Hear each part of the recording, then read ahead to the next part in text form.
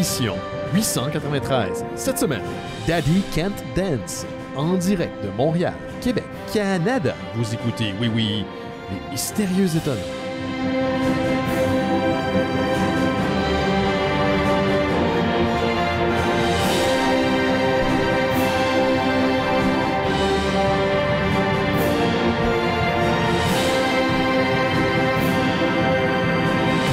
Et bonjour à toutes et à tous, vous écoutez Les Mystérieux Étonnants, une émission en balado-diffusion consacrée au BD et à l'ensemble de la culture populaire. Tout. Oui, même la petite fille qui broye de l'autre côté. Oui, les voisins. Tout ça. Benoît Mercier au micro. Et cette semaine, je suis entouré d'une équipe dont les membres ne savent pas danser.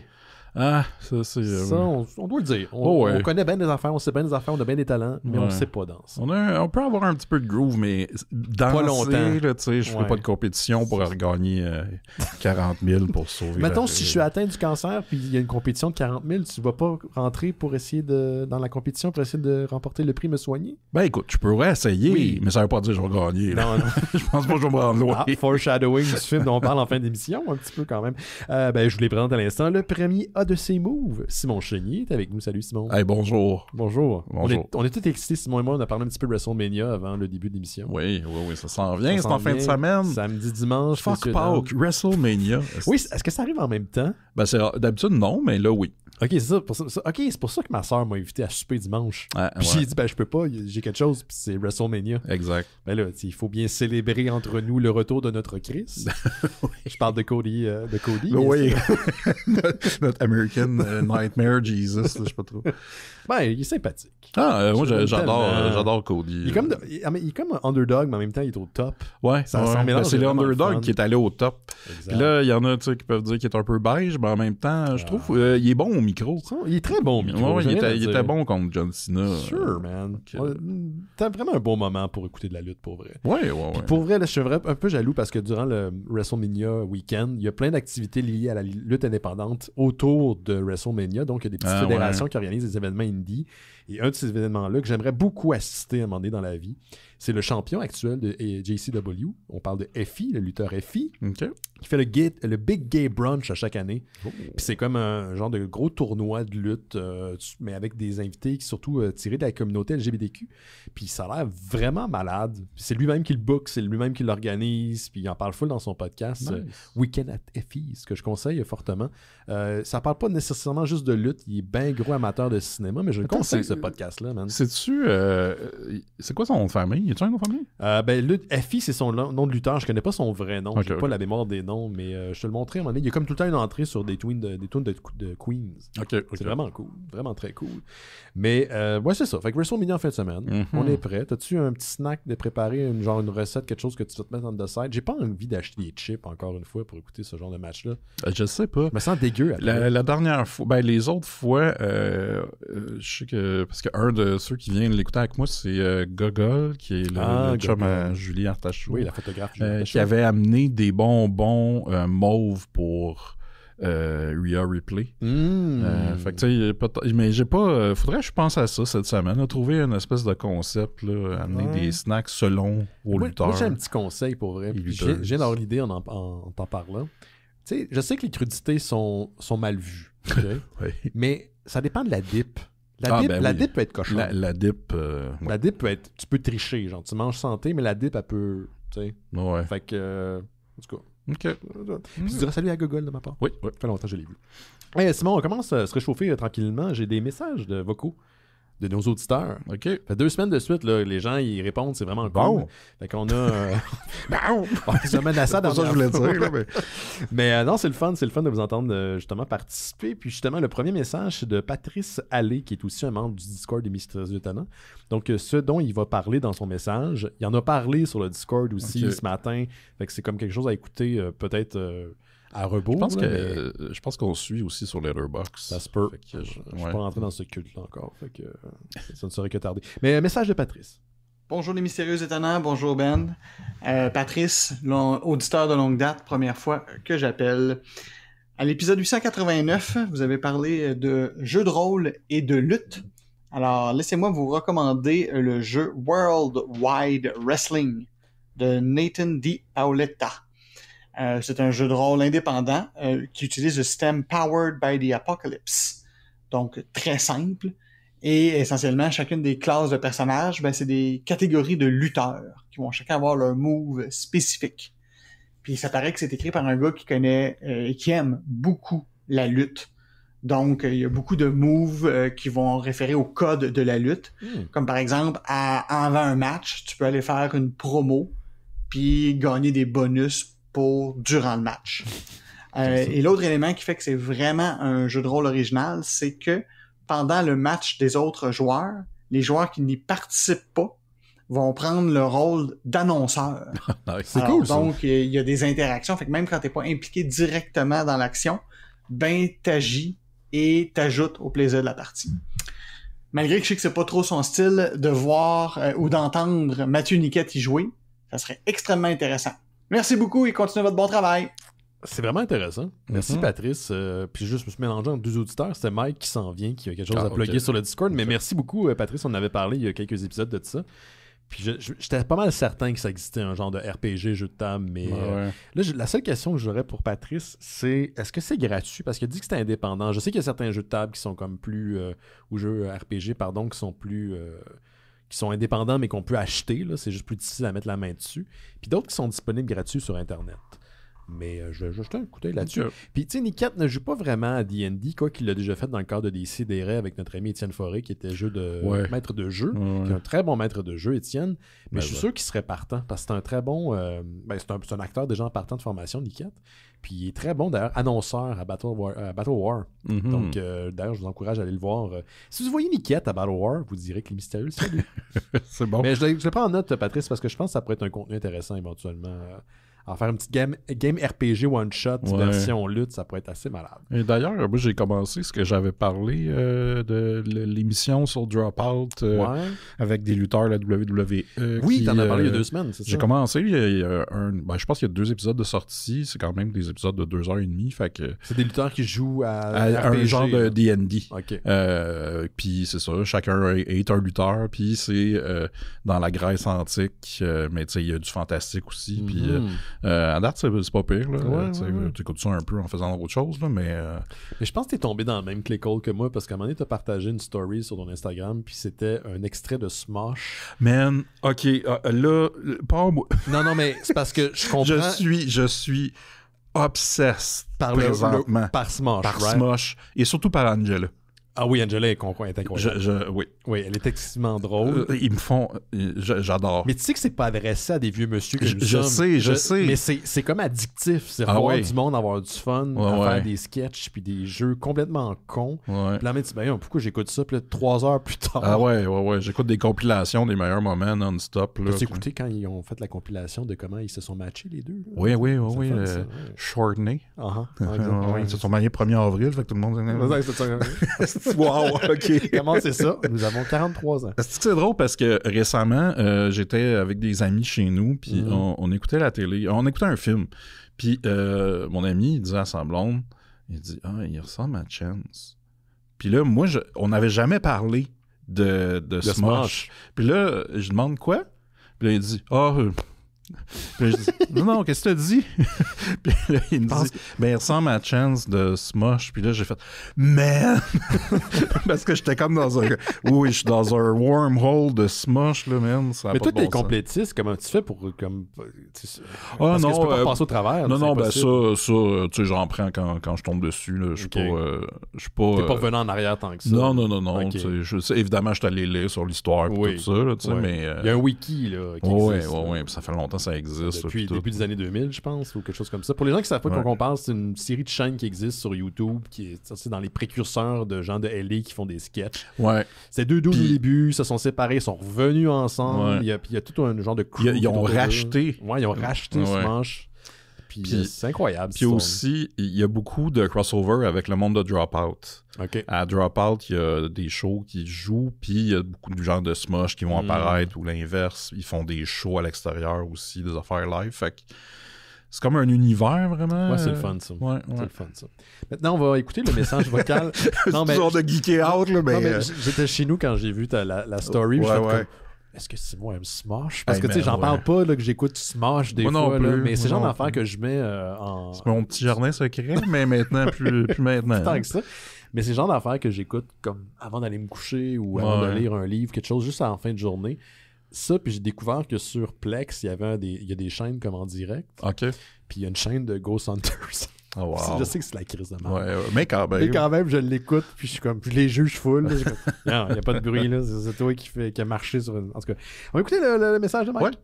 Salut les mystérieux, c'est Mike. C'est la première fois que je vous appelle. Ouais, tu vois, 2 premiers. Je vous appelle pourquoi? Parce que le 14 avril, il y a 113 ans exactement, le Titanic frappait le iceberg à 23h40 et coulait à 2h20 le matin.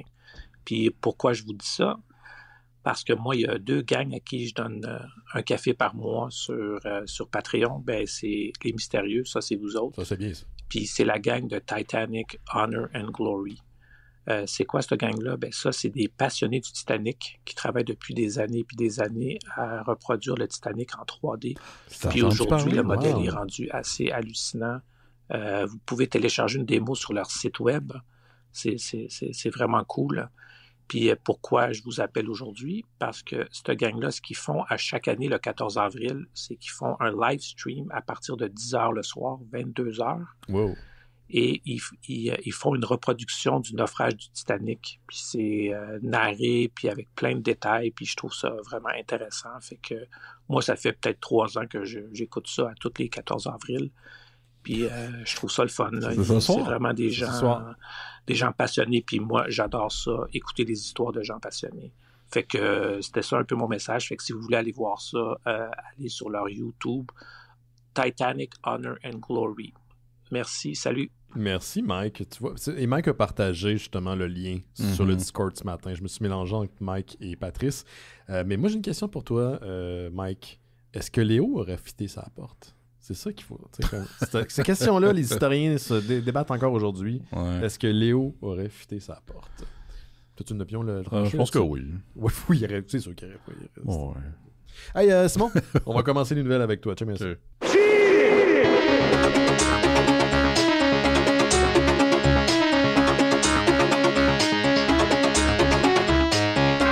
Je veux juste vous rappeler que si vous voulez laisser un message comme Mike et Patrice, le lien est dans le descriptif de l'épisode. C'est un SpeakPipe, donc vous pouvez écouter le message avant de l'envoyer. C'est ce qu'on a sûrement fait d'ailleurs.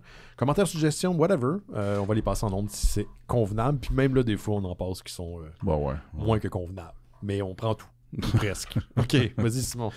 Non, ben, je veux juste plugger quelque chose pour commencer. J'en ai parlé. Tu l'as teasé en fin d'émission la toute dernière fois. Là. Mon Patreon s'en vient le 1er mai. Ouais. Je vais sortir ça. Et c'est quoi? Ouais, c'est quoi? Qu'est-ce que je fais?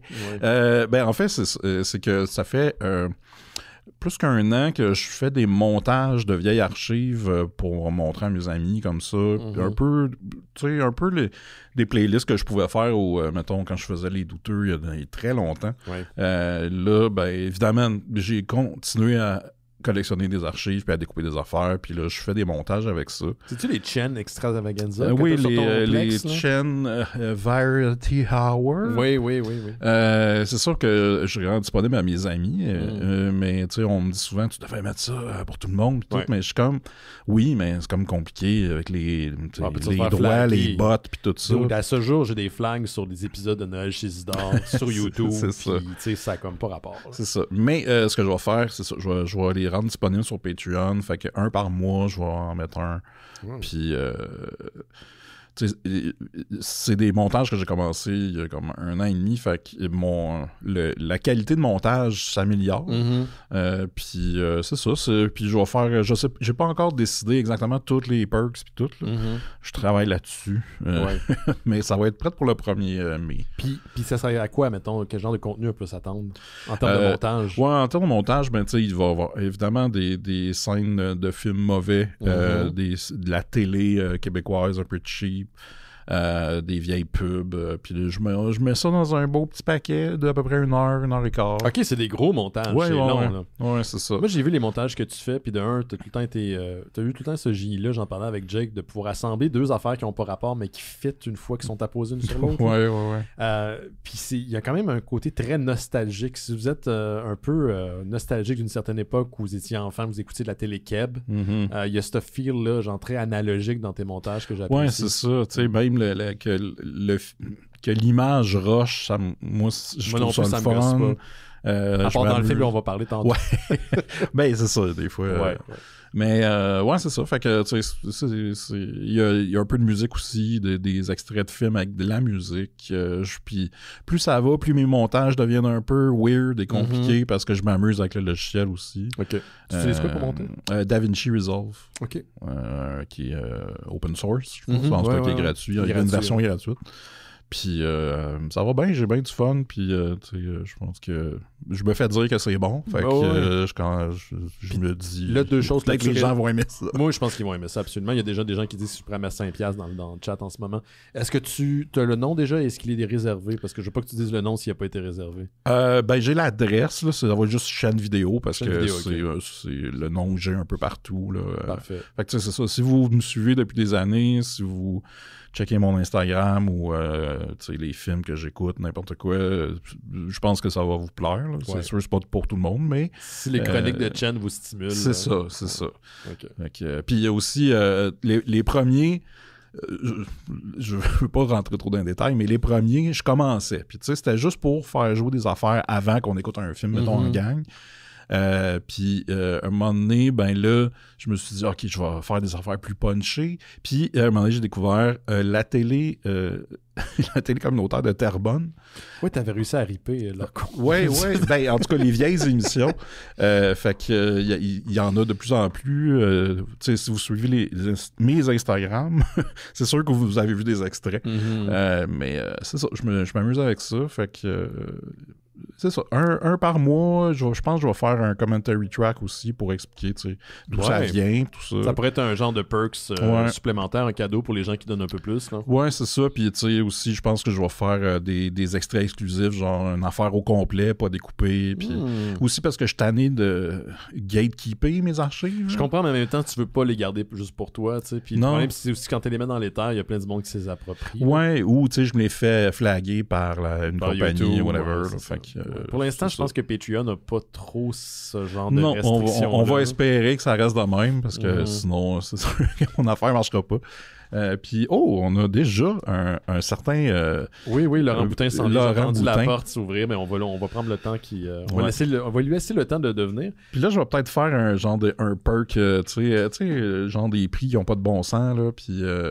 ouais, mais attention, il y a quelqu'un qui va le donner. Ouais, non, mais ça va être correct. Mais en fait... Faut que je check aussi les limites de Patreon, là, parce que est-ce que tu peux faire un perk de genre juste une limite de 5 affaires par... tu sais, genre, tu donnes un montant, puis c'est... Parce que je pensais peut-être mettre les montages sur VHS aussi. OK. Mais tu sais, en faire une très petite quantité. Très petite quantité, oui. Mais en tout cas, on verra. On va regarder ça. Je rentre trop dans les détails, là. Mon cerveau, le futur est maintenant. C'est ça. Salut, c'est moi, votre perk. C'est pas de bon sens. Je suis content. Donnez généreusement. Je touche. Il est doux, mais il fait de la statique. Oui, c'est vrai. C'est le... Ouais. Voilà. Ouais, on est rendu dans ce moment-là. T'es arrivé vite, étais-tu en vélo? Là, mais ça. Est-ce que l'été est arrivé? Riding. Et voilà. Ça veut dire que l'été est arrivé. Ouais. Et mon mal de fesses par la même occasion. Ah ouais, si vous voulez tout le savoir, premier temps. Hein? Oui, ouais, la première semaine est tough. La fourche va s'habituer. Ouais. On est rendu. Faut juste se rappeler que c'est des muscles qui se solidifient. Ouais, c'est ça. Ils sont comme moi, on existe. J'étais pas prêt. Mais pour répondre à la question des gens dans le chat, oui, on va mettre le lien vers le Patreon sur oui, notre quand ça va sortir, c'est sûr. Donc, anyway, dans 2 semaines, on va être le 28, je pense. À peu près, mais je pense que ça tombe, le 1er mai tombe un jeudi, je pense. Donc, on va être quelques jours avant, fait que I guess que tu vas être prêt rendu là. Ouais. On va leur plugger, bien sûr. Comment ça va, Laurent? Ça va? Oui, t'as-tu plein de petites nouvelles pour nous autres? J'ai des petites nouvelles. On va partir ça d'abord. Je suis pas prêt. Check ça, j'ai mes papiers. On va t'acheter un carnet, Steve. Non, mais je vais l'oublier.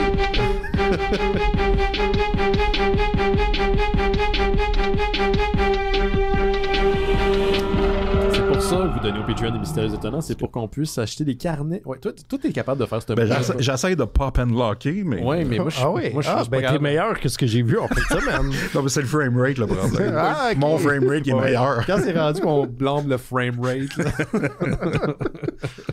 Ouais, en tout cas, tu m'en as fait regarder des affaires, Simon, mais là... Écoute, moi, je les ai à Simon à mon émission, là, mais aussi, j'en ai écouté de la merde avec toi. Souvent à cause de toi. Mais là, c'était tough. Oui, je comprends. Ouais, je comprends très bien. Je le répète. Des fois, tu sais, je pense au moment où, tu sais, nous, mettons, on avait vu un Neil Breen au cinéma, c'était difficile, mais on vivait ça ensemble. Puis là, Ben, il avait regardé tout seul chez eux, tu sais. Ouais. Puis là, je me suis posé la question... C'est-tu mieux, Ben, s'il a regardé tout seul chez eux, ou moi qui l'ai regardé avec ma blonde, mais qui a chialé que je gâchais sa fin de semaine tout le long? Fait que là, il faut que tu t'achètes, c'est ça? Ouais, j'ai une dette. Ben écoute, moi, j'ai commencé à l'écouter avec quelqu'un ici, puis là, finalement, j'ai vu son état, je veux dire, son expression sur son visage. Et j'ai fait quand je suis mieux d'arrêter ça tout de suite. Ouais, ça n'a pas pris de temps. En tout cas, de mon bord, ça n'a pas pris de temps. Es-tu parti? Mais c'est normal. Ouais. Ça a pris le moment de la fumée dans les oreilles. Oui, la fumée des oreilles. C'est pas loin. Wow, ça arrive assez vite. C'est dans même pas 5 minutes. C'était même pas rendu au bout de... Du grand-père qui meurt? Oui. Oui. Bon, c'est pas ça tout de suite. Là. Non, on va pas spoiler ce film-là de 2012. C'est ça. Tout ça pour dire que j'en ai des carnets chez nous, mais que tu me connais, je suis à job. Là, je suis comme, j'ai un show tantôt. Oui, mais c'est ça. C'est à quoi ça sert que j'ai. Mais là, t'as l'air de faire une petite jobine là, avec tes petits papiers de même. Là. C'est quoi ça? Ben c'est ça, c'est mes notes. Bon, mais vas-y. On t'écoute, Laurent. Je vais vous parler d'un podcast cette semaine. Ben non, il faut arrêter de plugger les projets des autres, là, Chris. C'est quoi cette histoire-là? C'est une mini-série de podcast. Fait que ça va. Ça nous remplace pas. Non. T'sais? On est un complément. On est un. Nous, on est le plat principal. Tu penses? Quand vous êtes à jour dans nous, ben, des fois, peut-être que vous avez besoin de 2013, j'aurais dit oui. Là, peut-être que là, on est la reliche. Là, je pense qu'aujourd'hui, le plat, il est un peu manqué. Les micro-ondes en esti. Ouais. C'est l'entrée est pas pire, mais c'est le truc que ta mère a mis au congélateur puis elle a oublié qu'il était là.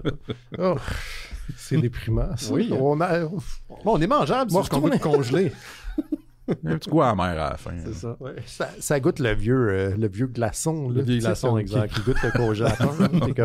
Ouais, j'avais fait ça avec la vieux glaçons? Viande. Non, de la viande à fondue. Glaçon à la viande? La viande à fondue. Oui, j'avais gardé ça un an dans un petit paquet, tu sais, qui a comme zéro protection avec le reste du frigidaire, puis ça goûtait le cul, mon ami. J'imagine. Salut, Laurent. Salut. Tu veux-tu un Astérix? Non, je voulais t'élu, Luc. Non, mais c'est parce que ça fait 3 semaines là, que j'ai un Astérix qui traîne, là, qu'il faut que je te donne. Hein? Pour moi? Mais non, mais il faut juste que je m'en débarrasse. Là. C'est lequel? C'est l'avant-dernier. Oh. Je l'ai en double. Je l'ai eu pour 2$. C'est juste que là, je peux pas garder ça. Je l'avais déjà finalement. Ben oui, mais je pensais que t'avais mis quelqu'un sur une quête. Oui, j'ai mis quelqu'un sur une quête. J'ai un auditeur qui m'a pogné tous les Astérix qui me manquaient, mais sauf qu'il a acheté celui-là en double. Fait que là, je suis comme pogné. Mais là, il t'en manque un autre. Oui, il me l'a dit tantôt. Il te l'a dit tantôt? Il te l'a amené? Non. Fuck, il m'a dit qu'il était encore en train de guetter. Bon, mais je lui fais confiance. C'est le dernier des Astérix. Là. Ah, c'est le dernier qui te manque. Ouais. Je les aurai tous. Et là, je pourrais être enfin complet. Non, mais il y en a un qui sort en octobre. Fuck. T'es fourré. Ben, je suis fourré. Mais non, le temps que je les lise tous. Oui, le temps qu'ils se ramassent. En tout cas. Fait que notre ami Marc-Claude, on la salue, elle m'a parlé d'un podcast. Yo. En me disant wow, tu checkeras ça, c'est vraiment bon. C'est comme un podcast de true crime sur le milieu du livre. De true crime avec pas de crime, genre. Ok. Je pensais qu'il y avait comme beaucoup de crimes dans le milieu du livre. J'ai besoin de plus de détails parce que je suis perdu. Le podcast s'appelle Secret d'édition. C'est un podcast, là, c'est récent, c'est une mini-série de 6 épisodes qui a été produit par l'ANEL, c'est l'Association nationale des éditeurs de livres du Québec. C'est réalisé par un Francis Thibault et animé par Catherine Emmanuelle Brunet. Si vous ne la replacez pas, elle, si jamais vous avez déjà regardé des tables rondes du FBDM dans les dernières années, elle a comme pris un quasi-monopole sur tout ça. Elle est vraiment très active là-dedans. Puis elle avait fait un autre podcast sur la bande dessinée qui s'appelait, j'ai oublié le titre, il y a 2-3 ans, là, c'était produit avec le FBDM aussi. C'est pas la fille qui joue dans Pédalo, le film? Non. Non, je pense pas, j'ai aucune idée. J'ai oublié qui joue dans Pédalo le film, mais je pense pas que c'est elle. Ah, je me fais rire moi-même. Il y a un Simon Gattard qui roule ça bien drôle. Oui, t'as bien placé. Fait que c'est vraiment... si vous lisez des livres, vous êtes tout le temps comme ces éditeurs-là. Qu'est-ce qu'ils font? Gauthier, qu'est-ce qu'il fait dans la vie vraiment? Ben là, il fait rien, Gauthier. Ben, c'est ça, mais on pense qu'il fait rien. Mais là, ce podcast-là, c'est vraiment... Chaque épisode est comme sur un processus du milieu de l'édition qui est différent, c'est-à-dire soit accompagner des auteurs, dénicher des textes, accompagner quelqu'un toute sa carrière, innover dans le domaine de l'édition. Fait que c'est tous des épisodes assez courts, c'est une quarantaine de minutes par épisode sur chacun un de ces aspects-là. Puis chaque épisode a comme 3 invités différents de maisons d'édition du Québec différentes.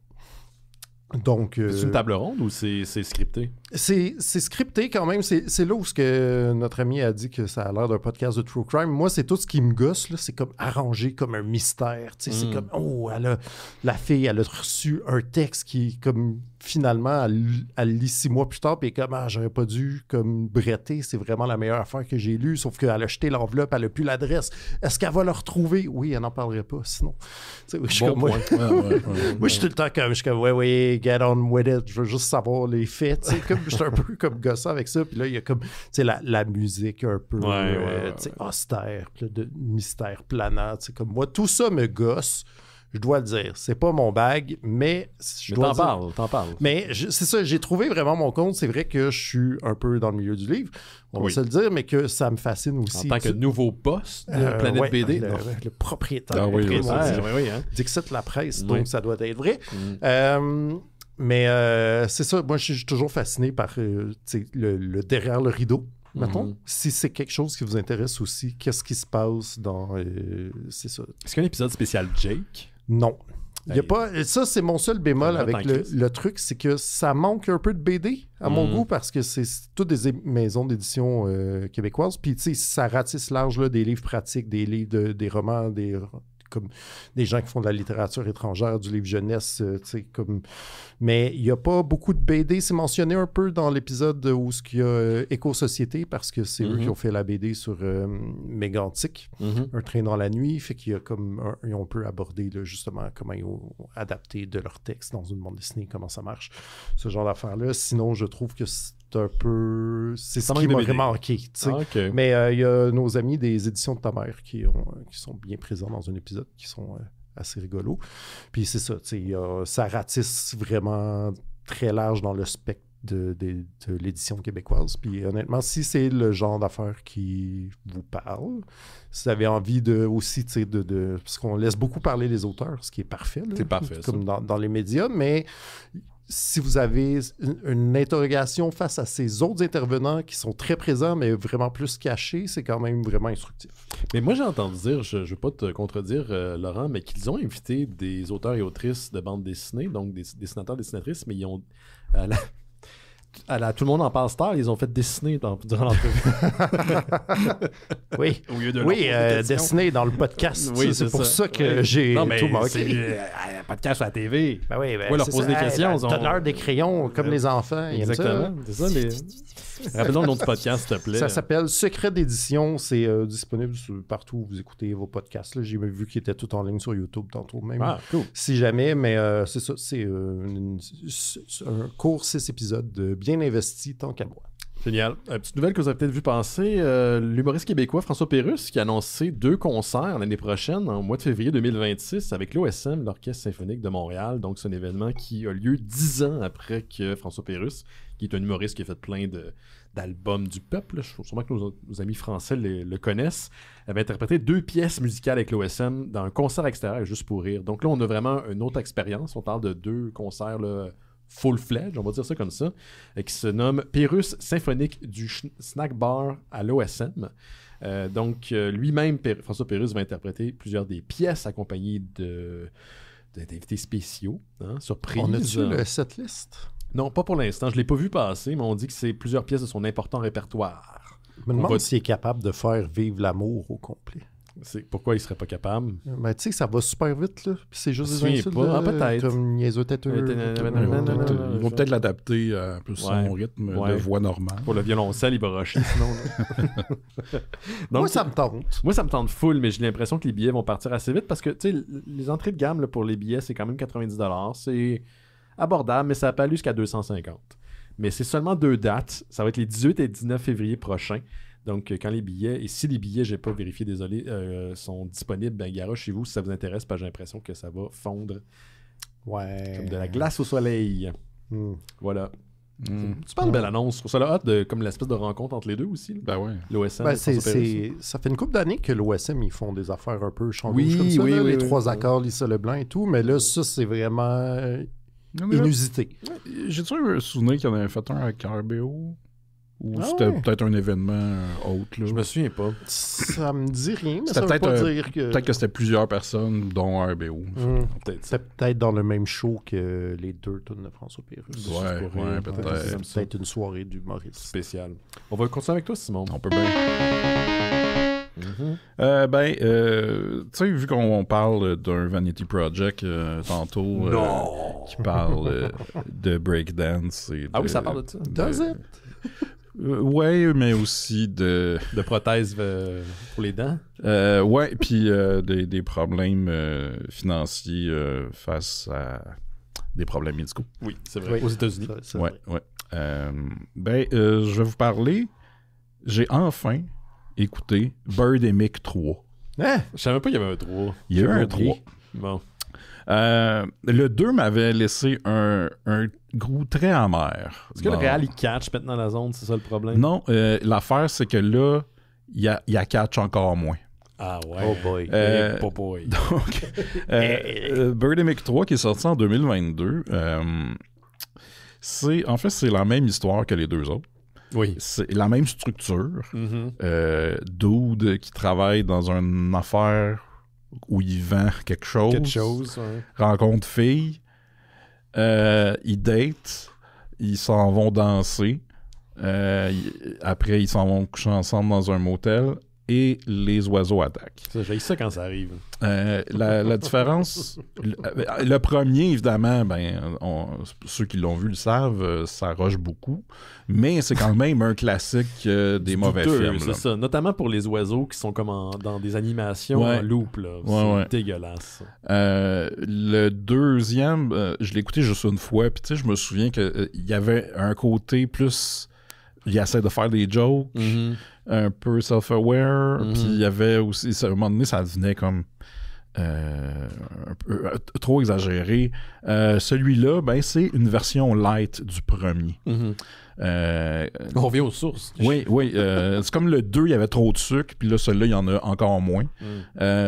Puis, OK, ça commence avec le couple qui se forme. C'est 2 scientifiques. La fille qui étudie l'eau ou la vie marine. Elle étudie l'eau. Pour dire que les phoques ils sont en train de mourir de cancer.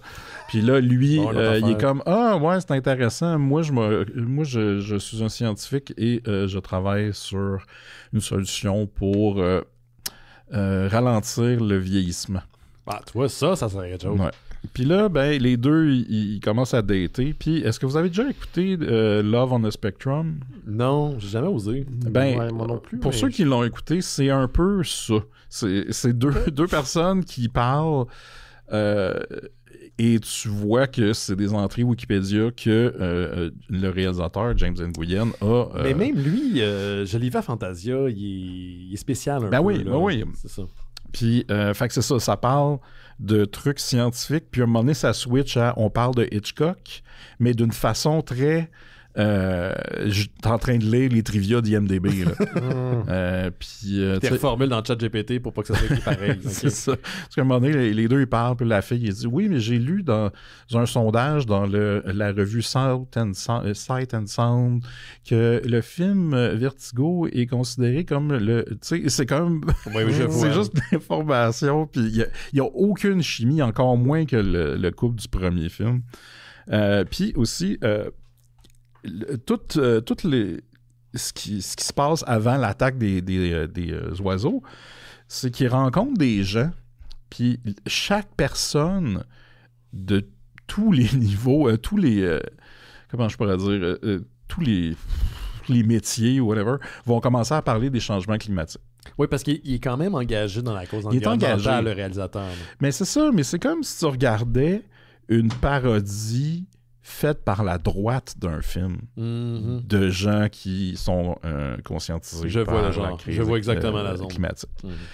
Fait que c'est comme, il rencontre un vendeur de maison sur la plage, puis là, il dit... tu sais, ouais, mais vous savez, avec les wildfires qu'on a eu à Los Angeles, le ciel orange et blablabla.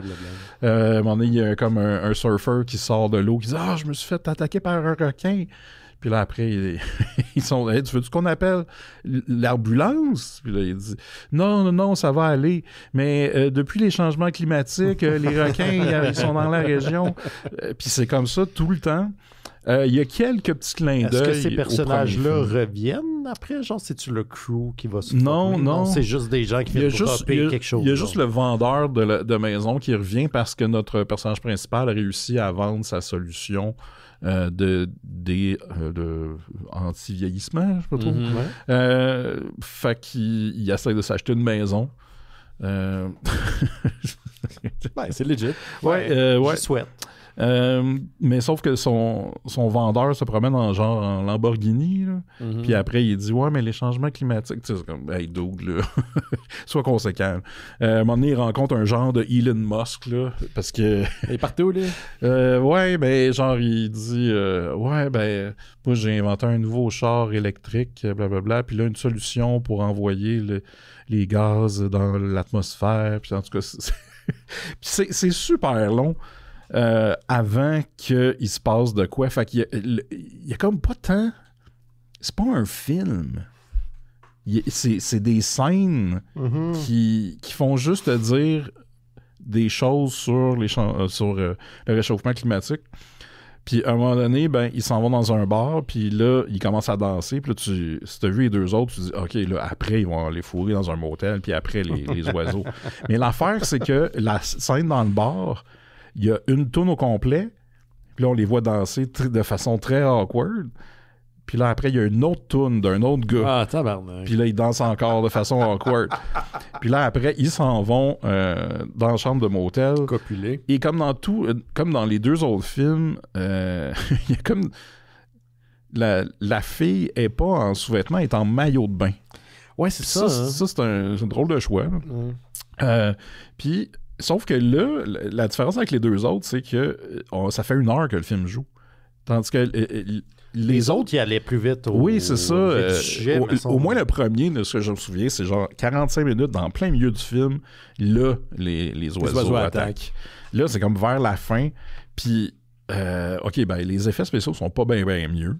Il y a un petit effet 3D sur les oiseaux, mais c'est tout. Puis là, c'est ça, c'est des Sea Eagles, que certains prononcent juste Seagulls. C'est plus méchant, ça. C'est ouais. pas pareil, mais non. Non. Puis là, à un moment donné, ils sont dans une espèce de parc... comment on appelle ça? Un parc national. Puis ils se font attaquer par les oiseaux en même temps qu'ils rencontrent le gars du premier film, Rod. Donc c'est le même verse? Oui. Okay.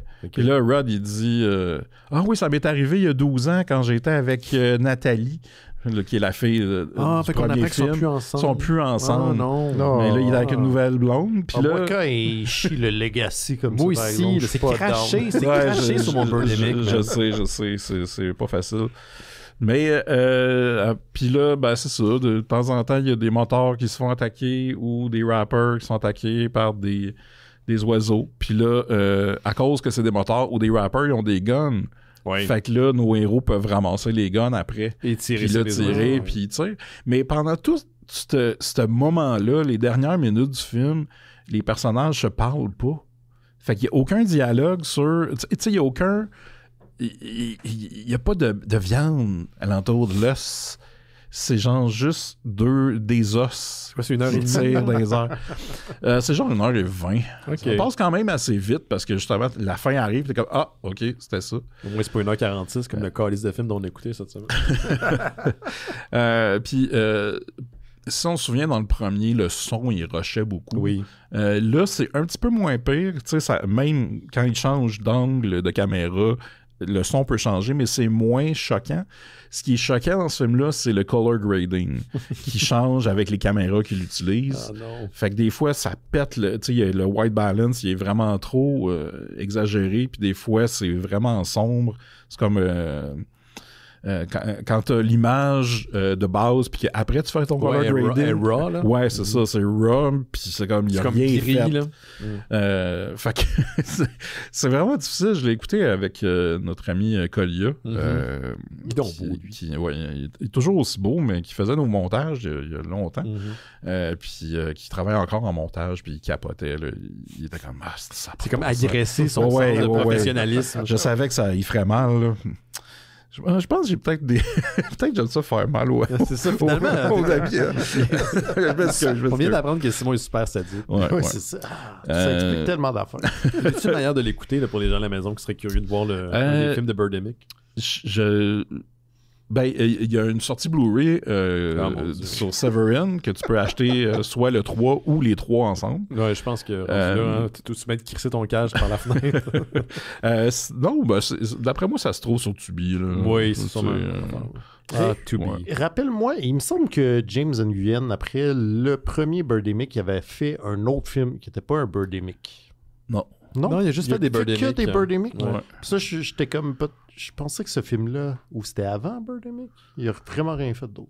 Ben, il me semble. Il a roulé sur le il a fait pendant des films. années. Non, c'est ça. Il a fait des films avant Birdemic Okay. qui sont pas des Birdemic. Il a fait Replica, puis Julie et Jack and Julie. Ouais, c'était à ça, je pense. Ou Je Julie sais and pas, Jack. ça, là. Je pensais que ça venait après, puis là, j'étais comme peut-être que ça a moins marché, puis qu'il était comme, OK, je vais vous mettre des oiseaux si c'est ça que vous voulez, mais que là, il allait plus à reculons, mais c'est même pas ça. Non, parce qu'il y avait vraiment une vision. À un moment donné, il y avait eu un reportage par Vice sur lui.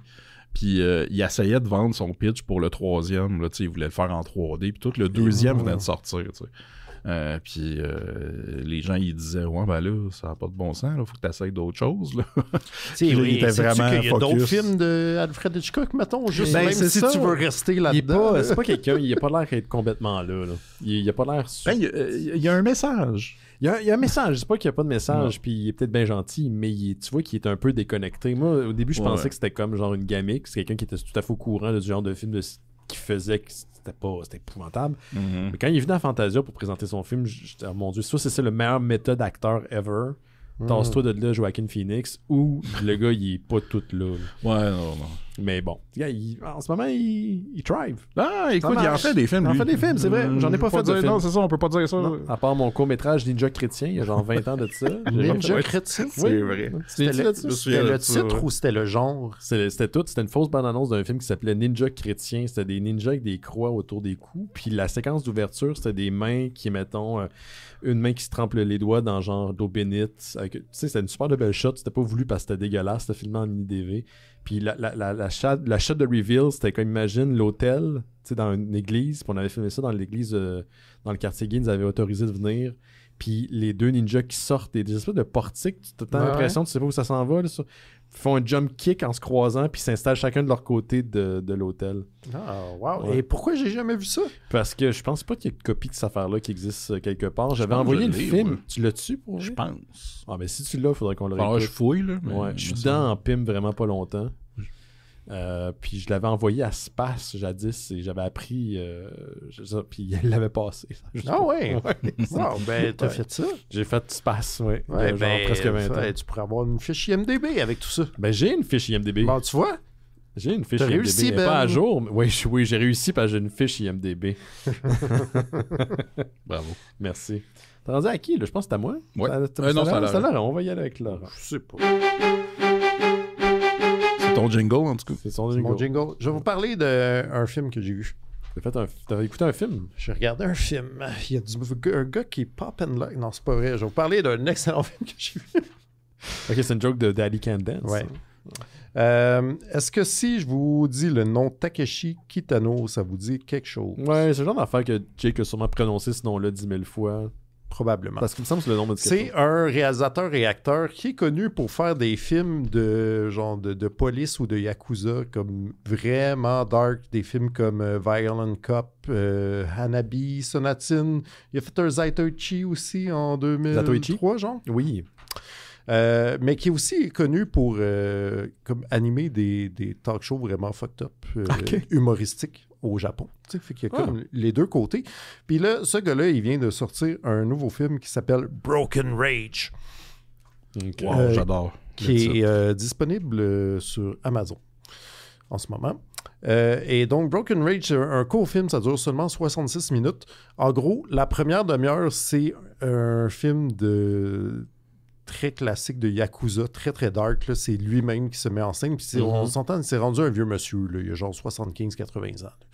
Et il se met en scène dans le rôle d'un tueur à gages qui va tuer. Tu le vois recevoir sa cible, puis là, aller tuer un Yakuza, puis là, collecter son argent, puis retourner au même restaurant, pogner un autre contrat. C'est une genre de demi-heure quand même plutôt bleak, mettons.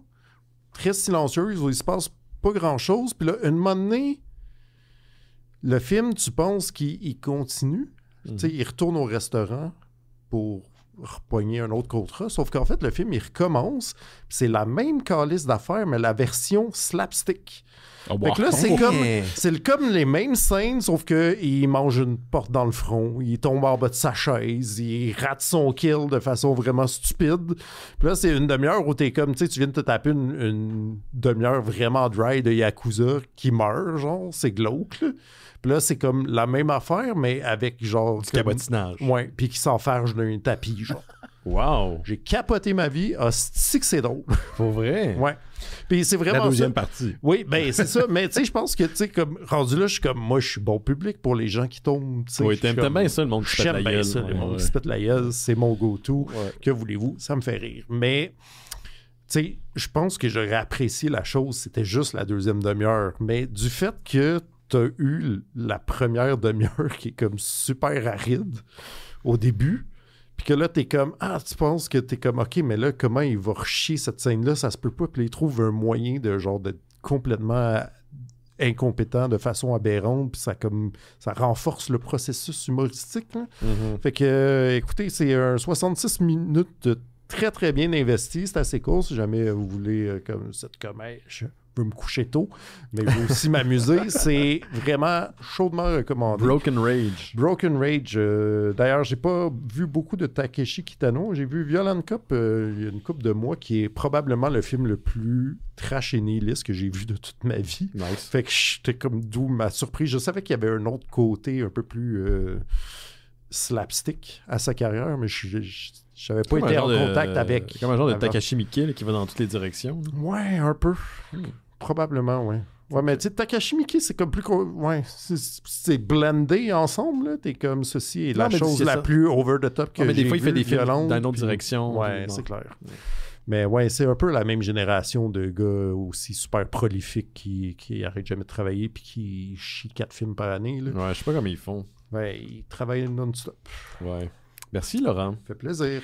De quoi je vais vous parler? Ouais, je vais vous parler d'une petite nouvelle concernant Transformers. On a parlé beaucoup de l'Energon Universe ou Energon Universe. Je sais jamais comment le dire. Mais donc, des publications, plutôt des titres qui sont publiés chez Skybound Entertainment. Puis ils sont tous un peu basés, plus ou moins, sur les propriétés. Skybound. Pas grave de le dire.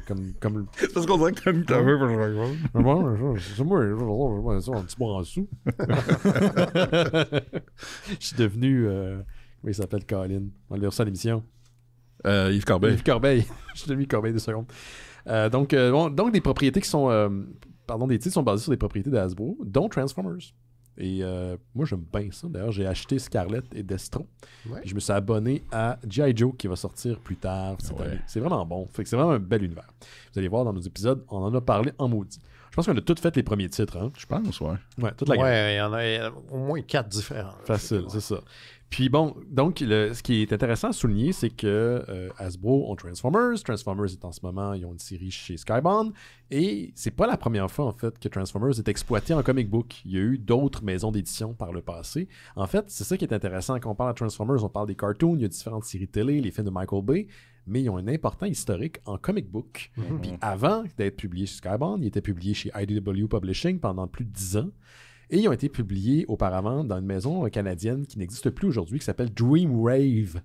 Dreamwave, c'était publié au début des années... c'est une maison qui existait au début des années 2000, puis ça a fait faillite. Parce que les gars ont juste pas su comment gérer leur cash. Puis avant ça, Transformers était exploité chez Marvel Comics. Donc il y avait comme 2 versions. Les comics publiés aux États-Unis, puis en Grande-Bretagne. Et chacun avait son histoire.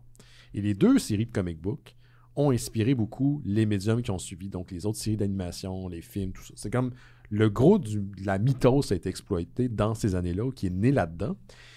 Et ça faisait longtemps, donc c'était plus disponible. Et là, Skybound s'est dit, on va rééditer tout ça. On va faire des compendiums. C'est une autre ligne du temps, mais c'est comme important dans le canon de la BD. Ouais. Puis on va faire ce que moi j'ai qu'ils font dans ce temps-là, c'est lancer une campagne Kickstarter ou juste de le vendre directement en librairie. Je comprends, là, c'est sûr qu'ils s'assurent des ventes. Là. Donc, si ça vous intéresse, en ce moment, il y a une campagne de sociofinancement pour acheter 4 ou 8 des grosses éditions entre 1000 et 1200 pages de comic book US et UK des Transformers. Il y a différents tiers avec des prix différents. Là. Mais tu sais, juste les volumes, si vous achetez au complet, ça coûte genre $600 US ou 832 canadiens. Donc, si vous allez sortir, vous allez briser votre petit cochon pour ça. Là. Ouais, c'est beaucoup d'argent. Puis là, avec les tarifs, je sais pas s'il y a une garantie, ça, vous allez le recevoir. Le temps que ça sorte, là, on va se faire tarifer ça à 125%. Ou pas. Tout ça pour dire que ça fait... écoute, en 24 heures, quand la campagne a été lancée, il y a déjà eu comme 1 800 000 qui a été accumulé pour la campagne, pour l'édition de ces compendiums. Et tout ce que j'espère, c'est qu'éventuellement, quand ça sera disponible, envoyé aux contributeurs, que ça sera disponible sur une autre forme. Ça arrive des fois, il y a des maisons d'édition, ils vont sortir une édition spéciale, puis tu l'as en premier peut-être 1 an avant, mais plus tard, c'est disponible sur les tablettes. Je le souhaite pour le consommateur parce que ça serait plate de passer à côté de ça. C'est vraiment des belles éditions, par contre, je dois le dire. Tu as dit des compendiums, c'est-à-dire des très épais volumes, mais souples, c'est ça? Non, là, ils semblent être couverture rigide. Okay. Mais c'est pas très clair. Avec des omnibus. Mais les autres, ils appellent ça des compendiums. C'est ça que je comprends pas. OK. Il y a des omnibus qui sont aussi des... Ouais, ça se peut. En tout cas, ils ont l'air d'être couverture rigide. Okay. Ça vient dans des boîtiers. Puis il y a des perks si ça vous intéresse. Le seul truc que je comprends pas, c'est qu'il y a 2 versions des compendiums. T'as la version rouge des Autobots, puis t'as la version mauve des Decepticons. Puis c'est pas clair si c'est un que c'est l'US, puis l'autre c'est juste comme UK. Ah ouais. Ou c'est juste il y a un tiers où vous voulez avoir les 2 copies, vous allez pouvoir les avoir. Parce qu'il parle de 4 compendiums, mais puis même les images donnent... Je l'ai lu, là, la campagne de sous-financement, puis j'arrivais pas à comprendre si les rouges étaient juste US ou c'est le mélange des 2, ou si le UK c'était juste comme mauve, ou c'était le mélange des 2. C'est ça qui n'est pas clair. Fait que renseignez-vous là, si vous voulez contribuer là, avant. Et vous avez jusqu'au 7 mai, donc d'ici 3 semaines, ça va fermer. Et c'est en ce moment, ça risque de devenir la campagne la plus profitable pour un comic book de l'histoire de Kickstarter. C'est quand même énorme. Je veux bien croire que les livres coûtent cher. Oui. C'est vraiment beaucoup d'argent. Oui, c'est beaucoup d'argent, mais c'est aussi la preuve qu'il y a un fandom énorme sur Transformers ça a l'air qu'ils ont les poches pour pouvoir se payer ce genre de luxe. Je pensais qu'on allait vers une récession. Qu'est-ce qui est arrivé avec ça? Mais c'est ça, là. On est dans le slow apocalypse, man. Tout est fucked up. Ouais, tout le monde est comme ça va vaudra plus rien mon argent. Je trouve si bien d'avoir des compendiums de Transformers. C'est ça ma logique, moi. J'investis là-dedans. C'est vrai. Parfait. C'est ça mon affaire. On va y aller avec Simon. Je l'entends pas souvent, celle-là. Je suis tout le temps surpris. Des fois, je pense que je l'oublie. Des fois... écoute, c'est pas une critique, là. J'étais juste surpris. Attends, si tu le tiens, ça? Je sais pas. Attends une minute. C'est pas le deuxième mais non, c'est pas... Attends une minute. Wow, ça, j'ai jamais entendu ça. Ça, c'est Simon. Ah ouais? Ouais, l'autre, c'est Laurent. OK. On va l'entendre tantôt. Hey, triste nouvelle. Oui. Les films de série B ont perdu 2 grands noms dans les dernières semaines. Oui, tabarnouche. On a perdu... Wings Hauser, et Richard Norton. Je pensais que tu allais parler de Tête de Chef, mais lui faisait pas vraiment. Non. Non, c'est moins. First Blood, quand même, c'est un gros Oui, c'est ça. C'est bon. Là, moi, je parle vraiment. Série B, on a dit. Non, mais je sais bien. Des gens qui ont travaillé beaucoup dans les films de série B. Wings Hauser, que j'ai souvent parlé au show. Un acteur complètement on-hinge avec une très grosse face.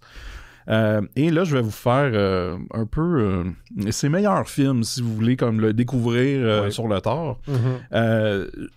Son plus grand rôle, je pense que c'est dans le film Vice Squad, où il joue un pimp qui s'appelle Ramrod.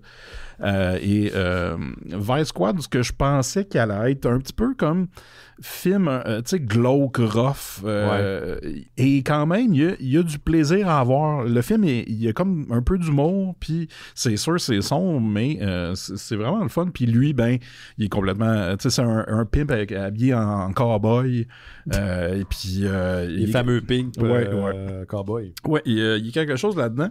Sinon, un de mes films préférés avec lui, c'est Tough Guys Don't Dance, que j'ai décrit... L'affection pour les affaires qui don't dance. Pourtant, le film dont on a parlé, on va parler aujourd'hui. Il doesn't dance, il lock and pop and lock and lock. Et Pop and Lock? Pop and Lock, en tout cas. Tough Guy Don't Dance, j'ai décrit ça comme si c'était Twin Peaks qui avait fait de la mauvaise coke et qui avait perdu tout son charme et qui avait remplacé ça par du nihilisme et des blowjobs. J'aime la zone. Winghauser là-dedans vole le show en policier ex-béret vert, pervers, qui a des photos de lui avec sa machette dans son bureau. Tu sais, genre un cadre avec lui, avec une machette. Déjà, avoir une photo de soi-même dans son bureau, c'est weird, mais c'était une machette en plus. Puis ce film-là est célèbre pour une scène où l'acteur Ryan O'Neal est sur une plage, il lit une lettre, il dit « Oh God, oh man, oh God, oh man! Oui, » Ça vient de ce film-là. Winghauser là-dedans est quelque chose. Sinon, le film The Carpenter, qui est un étrange film canadien où il joue un fantôme qui rénove une maison à Beaconsfield. En fait, je dis Beaconsfield parce que c'est tourné à Beaconsfield. Je pense. En tout cas, c'est tourné sur l'île de Montréal. C'est ça. Il rénove une maison la nuit parce qu'il l'a pas fini avant de passer sur la chaise électrique. Et évidemment, il apparaît à la femme de la maison. Il la protège contre des méchants, mais finalement, lui aussi est méchant. En tout cas, c'est particulier. Un film très étrange. Il y a tout un range. Oui. Sinon, il a fait aussi le célèbre Vanity Project. C'est pas lui, mais il est dedans. Le film Get Even. Ça, je pense qu'il faudra en parler un jour. Ah bon? Mais un film sur un genre d'architecte avocat de Las Vegas. C'est pas Neil Breen, mais un genre de... C'est Neil Breen? Quasiment, qui se met en vedette. Et là-dedans, le Winghauser est sous. Il joue pas sous, il est sous. Et ça paraît, puis c'est complètement débile. Comme le gars qui est joué dans The Devil? Oui, si on veut. Voyons. C'est un acteur qui était reconnu pour abuser des bonnes choses. Olivier Reed. Olivier Reid. Sinon, il a fait un passage à PM Entertainment, qui est Pépin Méry, où il a... Je pense que c'était Pénélope le matin. Wow, j'aimerais ça voir ça. Malade. Il a écrit, joué et réalisé 3 films pour eux. Donc, 3 Vanity Project. Il y a The Art of Dying en 91, A Cold Fire en 90 et Living to Die en 90. Et dans Living to Die, il y a une scène où il fait l'amour avec une fille et à un moment donné, il est dessus elle. Puis là, il fait « Don't move, don't move. » Puis ça, c'est un grand moment du cinéma. Là. Chacun son kink. Tabarnak, c'est tellement malaisant. Donc, voici pour Winghauser. Vous pouvez fouiller aussi. Il a joué dans... Pourquoi Laurent, tu ris? Ça te rappelle une soirée? C'est quoi? Et l'autre acteur qu'on a perdu, c'est Richard Norton, un acteur qui fait des arts martiaux, ou plutôt l'inverse. Faisait. Oui. Il faisait des arts martiaux et il était australien. Il a fait beaucoup de films avec Cynthia Rothrock. On l'a vu d'ailleurs dans un film qu'on a couvert au show de Magic Crystal. C'était là-dedans. Juste l'été passé, me semble. Épisode 857. T'as-tu le noté? Je l'ai noté. Ce qui est le fun de notre site internet, Simon, puis j'en profite parce que cette présentation-là est de MeUndies.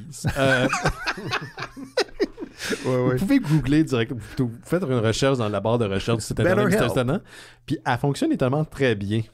Donc, cherchez un sujet, vous allez tomber dessus si on en a parlé. Habituellement, s'il est dans le titre de l'épisode, dans le descriptif.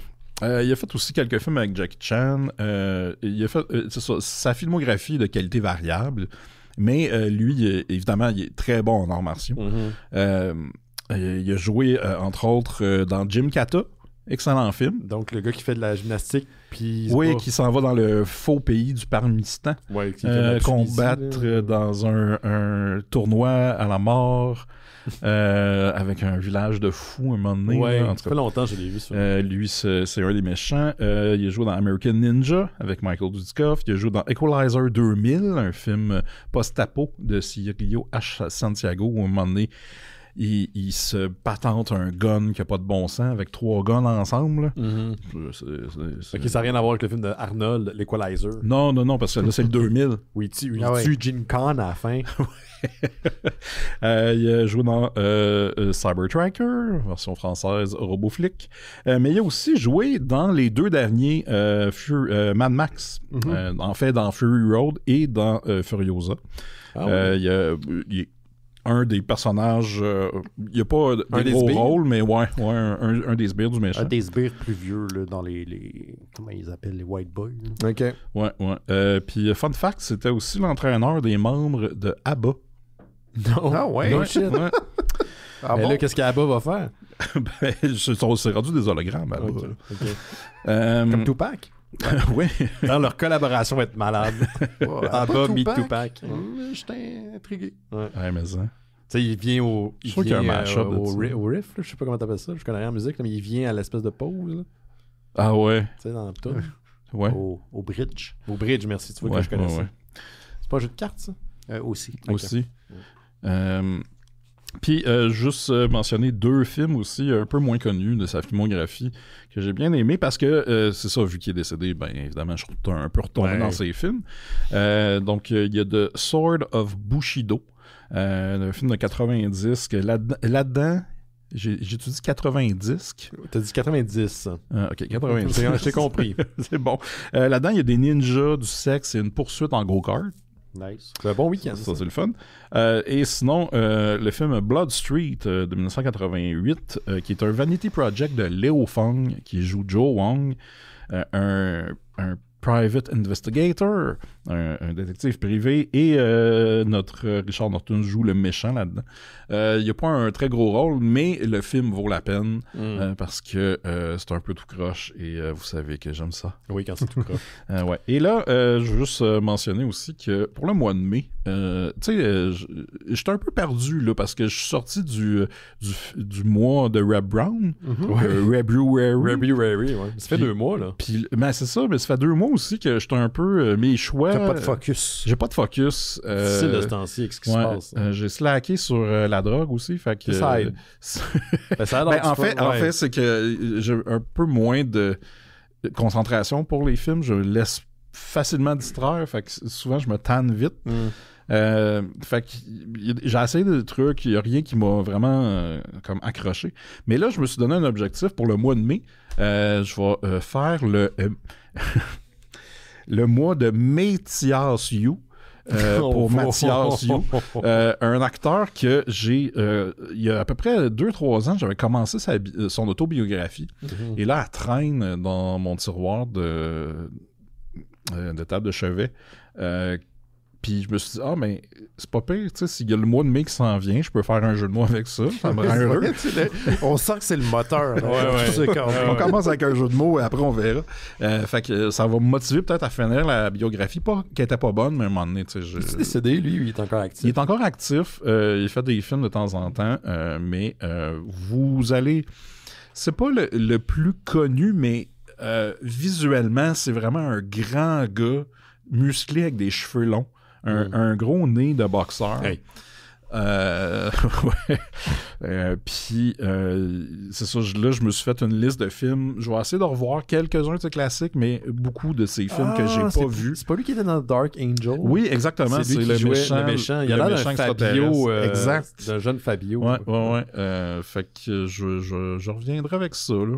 C'est pas lui qui tuait avec des DVD, c'était l'autre. Non, c'est lui. C'est lui, ok. C'est lui, l'extraterrestre qui boit les cerveaux pour la drogue. Ouais, c'est ça. C'est qu'il overdose sa victime pour retirer l'endorphine qui, ça, va être la drogue qui va amener à sa planète. Exactement, c'est ça. Parce qu'il est en demande. Puis il tue en pitchant des DVD. Ouais, c'est ça. Un genre de disque qui fly. Là, puis, hey, ça, c'est tout un film et c'est un film de Noël. Dark Angel, I Come in Peace. C'est probablement son film le plus... son plus grand rôle, si on veut. Mais c'est pas le film où il y a plus de son acting. Non. Il y en a d'autres. Mais il joue souvent, il joue tout le temps le sbire qui va mourir avant le grand boss. Lui puis le gars qui jouait le chasseur de primes dans X-Files ont un peu le même casting, voire qualité d'acting. Ouais, mais je te dirais que l'autre, c'est Brian Thompson. Il y a un petit peu plus de range, puis il y a un petit peu plus de rôle intéressant. C'est donc lui qui est le sous-Arnold, puis l'autre qui est le sous-Fabio. Ouais. Intéressant. Ouais. Intéressant. Ouais. Ok. Je vais pitcher ça dans les Non, ben c'est des informations qui sont importantes. Je penserai à ça cette semaine quand vous coucherez avec l'être cher. Ouais, fait que ça va popper. Le mois de mai TLCU, j'ai bien hâte. Comme ça, il va faire chaud. Oh, mais merci Simon. On va continuer avec toi, Laurent. Là, c'est vrai. C'est pour ça que tu le... Tu sais, Laurent, tu peux rire dans ton micro. Je sais, mais je vois pas. Parce que je le vois rire, mais on l'entend pas. On l'entend de loin. Ouais, c'est ce qui est aussi drôle. Ça fait très c'est quoi? Ah ouais, j'avoue, si on nous entend trop rire, ça peut être gossant. Ouais, c'est ça. Là, je me retire un peu, ça se mêle avec les cris de la jeune voisine. On sait pas qu'est-ce qui est quoi. C'est-tu des pleurs, des rires, toutes les émotions. Non, je pense que c'est son existence au complet qui est source de souffrance. Mais c'est ça. Tu sais ce qu'elle a fait? Là, je vais le dire tout bas parce qu'ils vont nous entendre, mais c'est pas des jokes. Ouais. Mais, ouais. En fin de semaine, mon propriétaire est venu, OK? Oh, on te salue. Puis, il va revenir cette semaine. Il pensait que ma douche coulait. Parce que ça avait de l'eau en bas. Okay. Il est venu checker. Finalement, un petit tuyau est pas... cette semaine, on va l'ajuster. OK. Puis là, à un moment donné, j'entends en bas une grosse commotion. Et j'entends, mon Dieu, le mur va tomber. Et le propriétaire qui remonte très gaiement, ça faisait vraiment en tabarnak. Oui. Et là, je me dis, Colin, il revient chez nous. Pourtant, j'ai rien fait de couler. C'est pas une... En tout cas. Mais non, il cogne chez nos gentils voisins, qui sont les gardiens de cette gentille petite fille qui crie tout le temps. La petite avait rempli le lavabo, la toilette, de trucs pour les boucher et il faisait couler le lavabo tel un casseur flotteur dans le Home Alone. Et c'était la genre 4e ou 5e fois qu'elle faisait ça. Fait que je sais pas ce qui se passe à côté, man. Du mischief. Ben, tu sais, à 2 ans, elle pense à faire ça à 2 ans. Je sais pas ce qui se passe. Ça augure pas très bien. Ça va vendre la limonade que c'est du pipi sur le bord de la rue. Moi, je pense que c'est un appel à l'aide, en fait. Je pense que c'est surtout ça. Puis je vais arrêter d'en parler, je veux pas qu'ils m'entendent, mais ouais, c'est ça. Fait que... fun times, man. C'est un appartement qui ne cesse de donner. Écoute, j'ai des anecdotes pour le show. Ça te garde en edge. Ah oui, c'est pour garder en edge. Je garde en edge en tabarnak. Une toute petite nouvelle, c'était le Festival de bande dessinée de Québec en fin de semaine passée. Puis juste avant le festival, pour profiter des festivités, ils ont annoncé l'ouverture d'une maison de la bande dessinée de Québec. Ben oui, j'ai vu ça passer, c'est cool. C'est-à-dire un lieu vraiment dédié au 9e art à Québec. Ça l'ouvre le 1er mai 2025. Ça sera dans... durant le mois Mathias Hughes. Oui, exactement. C'est pour célébrer. D'ailleurs, ça sera une exposition spéciale Mathias Hughes. Toutes les bandes dessinées mettant en scène Mathias Hughes. C'est ce que j'ai compris. Au Centre d'interprétation historique de Sainte-Foy, donc au 28-25 chemin Sainte-Foy à Québec. Donc, on promet un lieu dédié à des expositions, des activités de médiation culturelle, des rencontres avec des artistes, tout alentour de la bande dessinée. Ça, c'est à l'année, là. C'est à l'année, c'est ça. C'est pas un événement éphémère. C'est à l'année, j'imagine que tu pourras visiter la maison de la bande dessinée de Québec et qu'il y aura cool. des événements à l'année. Fait que c'est ça, pour l'instant, rien de plus annoncé que ça, mais c'est quand même chouette que ça existe. Ben ouais. OK. Ça revient à moi, je pense. Ben ouais. Qu'est-ce que j'ai là-dedans? J'ai plein de petites affaires. Ah oui, tu sais, on est dans des moments un petit peu stressants. Vous avez remarqué? Hein? C'est important de respirer, messieurs. Parce que ça a l'air que ça... En fait, c'est une raison scientifique, là, ça aide à réguler ton cerveau et tout.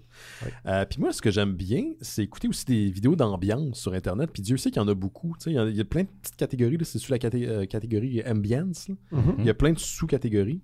T'as, mettons... dort dans une chambre pendant que de l'autre côté, il y a de la famille des années 50. Ou c'est Halloween à Hogwarts. Ou ce que j'aime bien aussi, c'est dans l'appartement de Deckard dans Blade Runner. Ça, c'est un de mes préférés. Je sais pas pourquoi je pensais que ça allait être dans mon appartement. Ah, peut-être. Je sais pas comment ça sonne. Ça sonne... toi qui ris de temps en temps au loin. Un catchum super fort soudainement. À répétition. Mais j'aime bien ce genre de vidéos-là. Puis sans faire, il y a comme un genre de following. Il y a des gens qui suivent ça. C'est un peu comme de la slow TV. Tu mets ça en arrière-plan. Puis des fois, tu peux regarder. Il y a rien... Ou des fois, il y a des choses qui se passent. Des fois, il n'y a rien qui se passe. Et là, Marvel, pour rentrer dans le mois du National Stress Awareness Month, donc un mois qui est dédié à une certaine vision sur les problèmes de stress, parce que nous sommes dans une période très stressante. C'est-tu le même mois que Mathias Hughes ou c'est le non, mois c'est précédent? maintenant. C'est maintenant, c'est en avril. Okay. Ils ont décidé de mettre une vidéo sur le YouTube officiel de Marvel Entertainment. Et c'est Hugh Jackman, puis dans 8h36 minutes, qui regarde la caméra en respirant à la manière d'un Wolverine dans son costume de Wolverine. Alors, il fait... c'est une superbe boucle vraiment bien ajustée. Tu vois pas la loupe, justement. C'est lui qui regarde la caméra pendant 8h36. Puis 8h36. Ouais, il fait une petite pause en plein milieu, puis un petit geste à la fin. Ouais, à la fin, il recrée une couverture. La couverture où il monte ses griffes, puis il fait un petit signe de viens-t'en, exactement.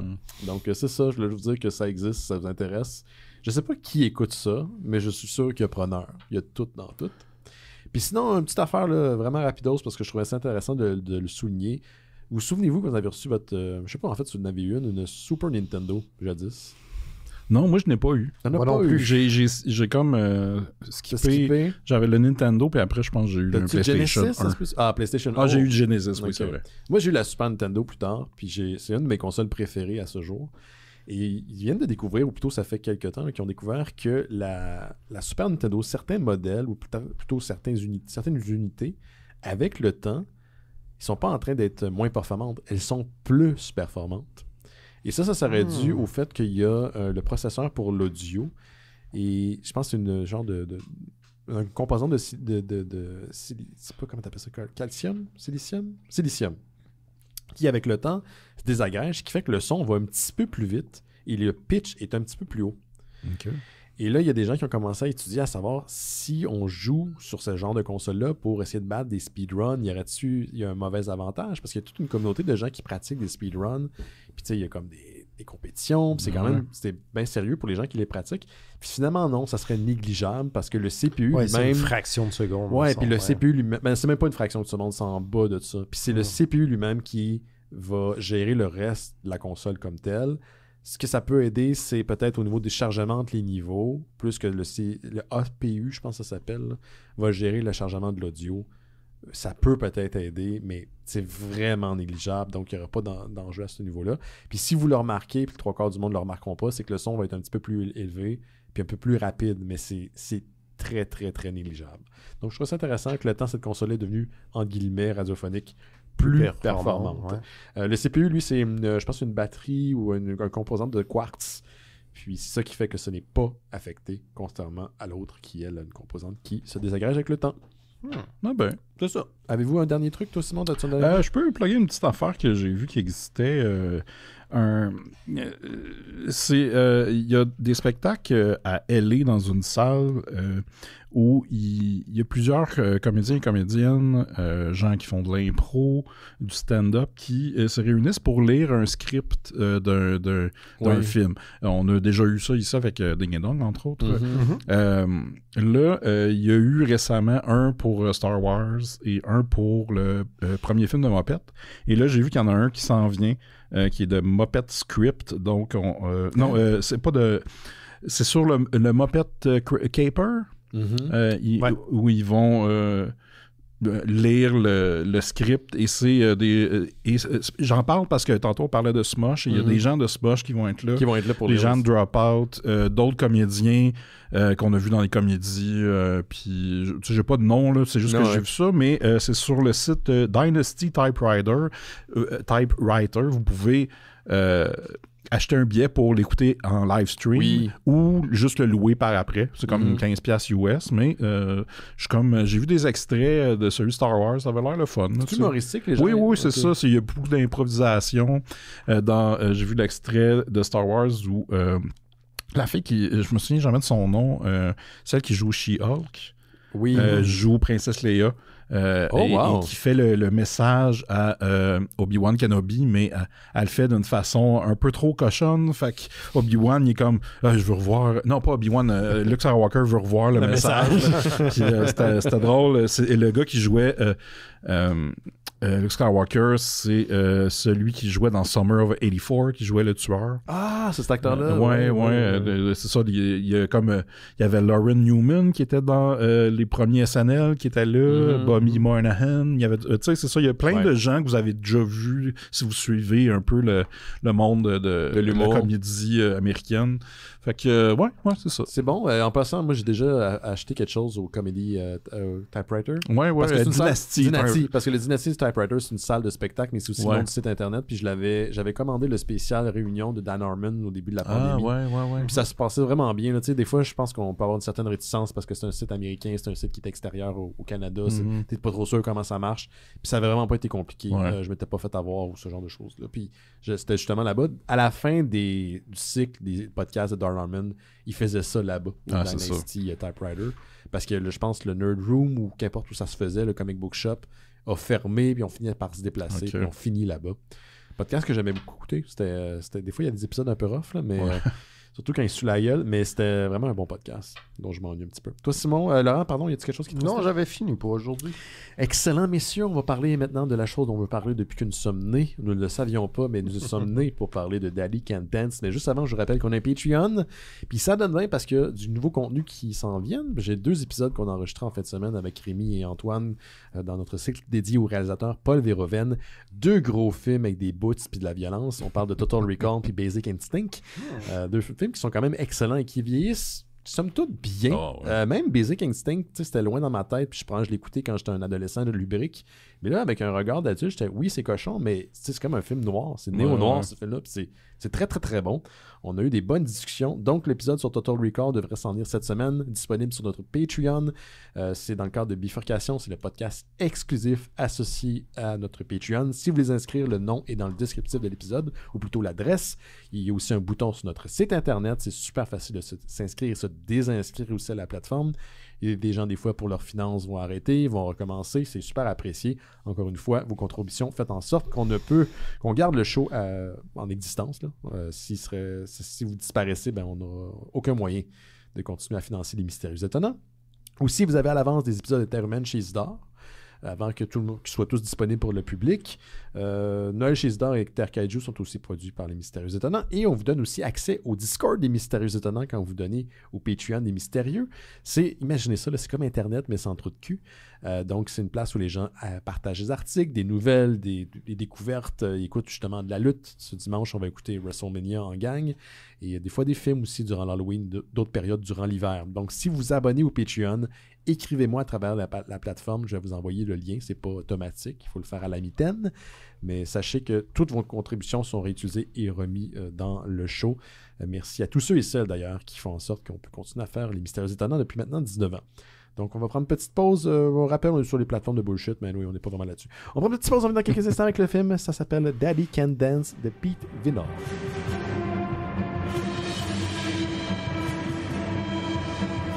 Vous écoutez Les Mystérieux Étonnants. On va maintenant parler du sujet de la semaine. Et cette semaine, il s'agit d'un film dont on vous a envoyé des petites flèches durant l'émission. Daddy Can't Dance, aka aussi White Man Can't Dance. C'est 2 titres qui existent pour le même film, ça augure bien. Mettant en vedette, réalisé et scénarisé par Pete Vinard, qui est un acteur Vinal, qui qui est un acteur hollywoodien. Ça a l'air qu'il a une carrière. Il a joué dans Virus avec Jamie Lee Curtis. Ah oui? Boy. Hein? Je sais pas ce qu'il faisait, là. Peut-être le virus. Le virus ou le bateau. C'est un film de bateau. Ouais. C'est ça. C'est Simon qui va nous en parler. On veut juste vous spécifier peut-être que le film est disponible sur YouTube si ça vous intéresse. Oui, c'est ça. Pour une fois qu'un de mes choix est disponible. Au public. Pour résumer le film, je vais lire ma review Letterboxd. Oh, très bonne idée. Ça va être facile, ça.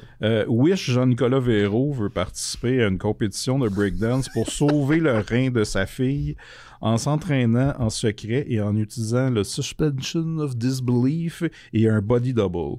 Il y a aussi des vestes de magicien, du marshmallow sexe, un voleur d'invention, des déguisements accompagnés de flatulences, du manque de communication, une pause pour un vidéoclip, un micro de journaliste, un faux micro de journaliste, des prières, un sandwich qui traîne sur un comptoir depuis 3 mois, le thème de l'Undertaker, le pire 2 Ex Machina, une fin tellement stupide puis un shitload de breakdancing. Je ne me plains de rien de tout ça. T'as oublié la mort du grand-père. Bon, Too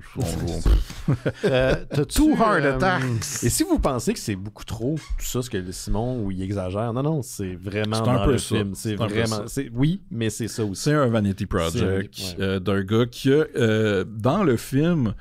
Il nous montre une invention, parce que c'est ça, le personnage travaille dans un bureau d'inventeur. I guess, ouais. Puis là, il invente une espèce d'affaire qui s'appelle Drink Genie.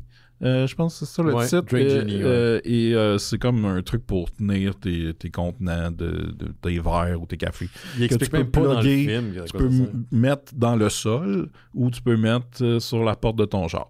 Moi, j'ai rien compris à ça. Ça avait l'air d'une cochonnerie de magasin. Mais c'est pas expliqué dans le film. Non, c'est pas tant expliqué, mais le gars a vraiment inventé ça. Fait qu'est-ce que les finances du film viennent de là, je sais pas. Mais voilà, et le film est disponible sur un site web officiel que j'ai pas pris en note, mais vous pouvez le trouver. daddycandance.com, mettons. .io. Ouais, puis c'est ça. Ouais, donc film de 2012. Ouais, 2012. Puis peut-être pour les gens qui c'est peut-être la première fois qu'ils écoutent Les Mystérieux Étonnants pendant qu'on parle d'un film douteux, un Vanity Project, c'est un film... On est creux, là. Ouais, on est creux oui, tout à fait. Et un Vanity Project, c'est un film qui a été créé à partir de l'ego d'une personne, principalement. Ouais. Donc, c'est quelqu'un qui va souvent se mettre en scène dans la meilleure lumière ever. Tous les autres personnages dans le film l'aiment. C'est tellement triste que tu as l'impression qu'en fait, le film sert à combler les carences affectives de la personne qui l'a créé. Ouais.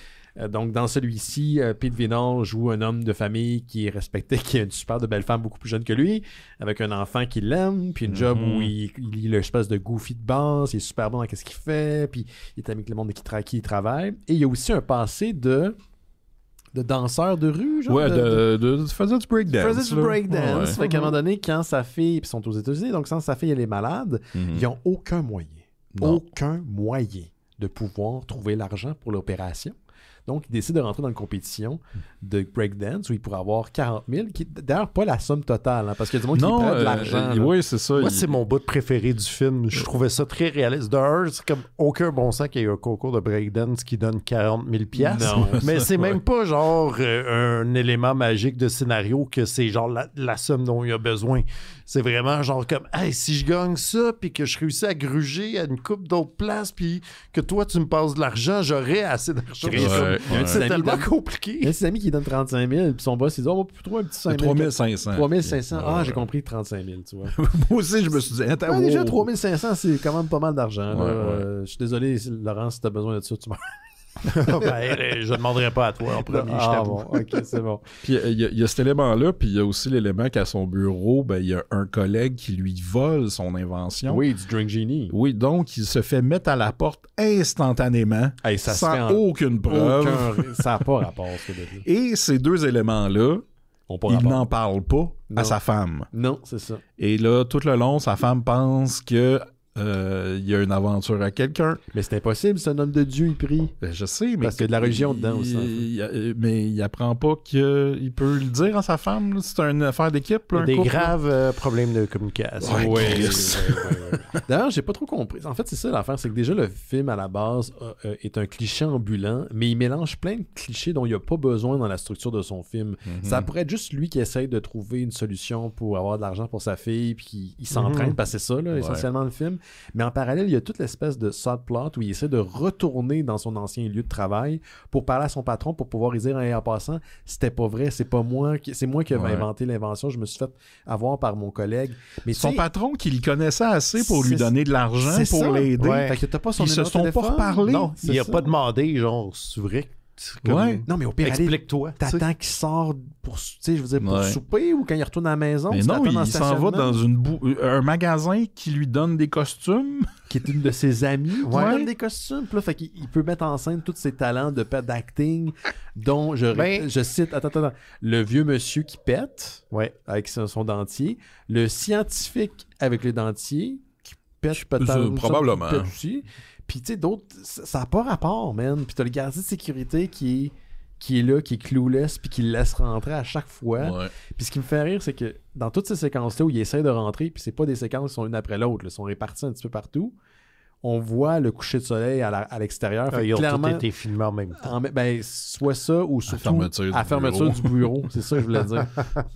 Ah oui, c'est mais là, on va faire un tour de table rapidement. Ah oui, c'est vrai. Savoir qu'est-ce que vous avez pensé. Vas-y avec Laurent, moi j'ai bien trop parlé. Hey, là. Hey boy. Que dire, hein? Que dire? Et je me suis dit, là... Est-ce que ça m'y fait à ton couple? C'est ça que je veux savoir. Non, mais j'ai une dette. Mais... Moi, je veux dire que je ne peux pas tout porter le blâme. Oui. Parce que j'ai donné une sélection de films à Benoît. Et Benoît a choisi selon la pochette. Oui, mais je comprends très bien. La pochette est magnifique. Avec un titre comme ça. Il y a le titre qui est écrit comme dans une forme goofy. Puis clairement, la tête du gars est photoshopée sur le corps qui lui appartient pas. Fait que je pouvais pas passer à côté de ça. J'aurais pu aussi mettre un peu d'effort et dire, genre, t'es-tu sûr? Parce que... Mais je me suis dit, oh non, OK. Mais le pire, je veux dire, on en a vu plein, là, des comme ça. Puis j'aime... Pour vrai, c'était... quelque chose de savoureux. Je pense que j'aurais aimé ça qu'on le regarde ensemble. Oui, c'est ça. J'aurais aimé ça ne pas être lendemain de veille quand je l'ai regardé, parce que là, c'était comme ma soirée de libre, là, j'étais un peu scrap, j'étais comme, c'est tough. Je suis pas dans... Tu sais, c'est ça, des fois, on fait des choses pour le show, c'est la même chose pour qu'on lit une BD, des fois, t'es juste comme, il fallait que j'allise là, puis j'étais pas dans ce mood-là. Ouais. Puis là, j'étais comme, je suis pas sûr que j'étais dans ce mood-là. C'est 1h46 aussi. C'est quand même long pour ce genre de film-là. Puis... Mais c'est quand même 25 minutes d'excellent breakdown. Ah oui. Où ça? Mais Santana, là, je pense. Ah oui, j'étais comme, voyons, c'est quoi cette bande sonore-là? C'est pas de la musique de breakdown. La composante visuelle... aussi, qui était comme... J'étais comme, voyons, qu'est-ce qui se passe On dirait ici? du mini-DV en 2012. Ça oui, pas rapport. Ben de un, est-ce que... ça, j'ai beaucoup de questions. Le 2012, est-ce que ça a été sorti en 2012? Mais c'est filmé bien avant ça. Là. Ces téléphones-là ne datent pas de 2012. Il n'y a rien qui est... Ah, ça se peut. Oui, mais c'est du props aussi, pas potentiellement. Là. Mais c'est souvent le cas de ce genre de production-là que ça a l'air... Tu sais, c'est souvent arrivé que c'est des productions qui ont été faites en début 2009, ça a l'air de genre 90. Ouais. Ouais, mais c'est ça, j'étais comme 2012, ça se peut pas. Là. C'est sûr que ça a au moins minimum 10 ans de plus. Mais déjà qu'il a changé de titre. Fait que peut-être que le Daddy Can Dance est sorti en 2008. Puis le White Man Can Dance, qui est la version finale. Ok, moi je pensais que c'est le contraire. Honnêtement, je sais plus. Parce que pour vrai, lui s'est dit, hey, ça c'est un crise de bon titre pour faire la promotion de mon film. White Man Can Dance. Pas. Un drôle de choix. Ben, c'est parce que c'est la suite de White Man Can't Jump avec Woody Harrelson et Wesley Snipes. C'est dans le Can't Jump. White Man Can't. C'est aussi là-dedans Can't Hardly Wait, dans le même verse. White Man c'est un spin-off. C'est un spin-off, ok, ouais, c'est ça. Mais bref, j'ai quand même... White Man Can't Hardly Wait. White Man Can't Hardly Wait. Je le veux tout de suite. Je sais pas. Je sais pas quoi dire. Ok. Ouais, c'est dur. C'est... je le recommande. Certainement. Pour les amateurs de ce type. Pour les amateurs de ce type-là. c'est difficile. Quand même, c'est vrai que Écoutez-le pas tout ça. Non. Ouais, C'est pas comme moi. Puis c'est ça. Moi, la question que je me pose au bout de tout ça, là, c'est comme...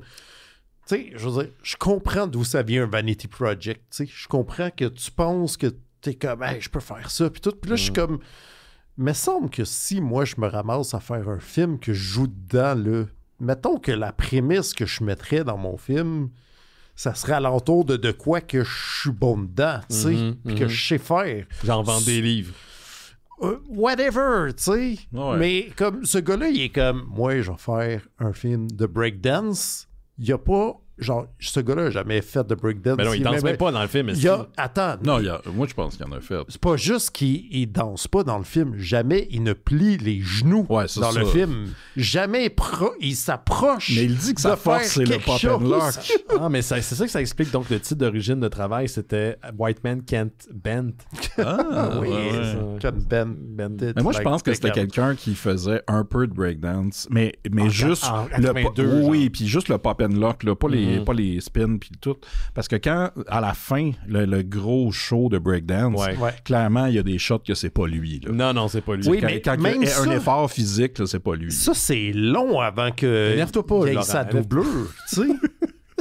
Mais c'est parce que, je veux dire, le show de breakdance, c'est dur pour vrai 25 minutes. dure 25 minutes. Il est long, là. Ouais. Mais c'est rendu genre à la 17e minute que là, il y a son body double qui fait du breakdance pour vrai. Le reste du temps, il est juste comme... Même dans ces scènes d'entraînement, parce que c'est ça qu'il faut qu'on dise. Moi, je vais avec la théorie de Simon parce que j'ai senti qu'il y avait une certaine nostalgie d'une époque qu'il a connue. Okay? Ouais, c'est ça. À un moment donné, il assemble son crew. Il appelle une de ses amies, puis il appelle un de ses amis, OK? Puis, il est comme remettez-moi en shape. C'est ça. Mais je pense que ces deux personnes-là ont aussi fait de la danse. Ça a l'air d'une gang qui se connaissait dans les années 80 ou qui fréquentait les mêmes milieux. Quand ils vont faire un film, c'est mystérieux étonnant, genre 2050, OK? Il va y avoir des personnes qui vont participer au film qui étaient là à l'époque. Ils vont dire comment c'était cool en 2011 qu'on allait genre au Nacho Libre avant que ça soit un bar de douche. Tu comprends? Tu vois la métaphore? C'est ça la métaphore. Il y avait des gens de cette époque-là. Ouais. Il y avait des gens de cette époque-là aussi. J'en ai vu là, des films, mettons, entre guillemets, éducatifs là, de cours pas de hip-hop, mais de breakdance, des cassettes des années 80, tu sais, puis c'est les gens qui sont dans ces cassettes-là, ça pourrait être un... après, ces gens. Tu sais, il y en a une très célèbre avec Vin Diesel, mais il y a aussi probablement une avec Pete Venal à quelque part. Il y en a fait non mais des VHS de ce genre-là. Diesel, il a fait aussi un truc où il présentait les Battle Shark. Là. Il jouait, c'est comme des requins, c'était comme un spin-off. C'est pas un spin-off, mais c'est un rip-off des Teenage Mutant Ninja Turtles. Mais c'est ça, fait qu'il y a un crew qui est là pour l'aider à l'entraîner. Mais tu sais, dans son montage d'entraînement, c'est juste son crew qu'on voit danser. Oui, je sais. Lui, il est en arrière, ils disent quoi faire. Cheer, il est comme, mais c'est supposé être lui qui s'entraîne, mais il est en arrière, puis il est comme, ouais, c'est ça que je devrais faire.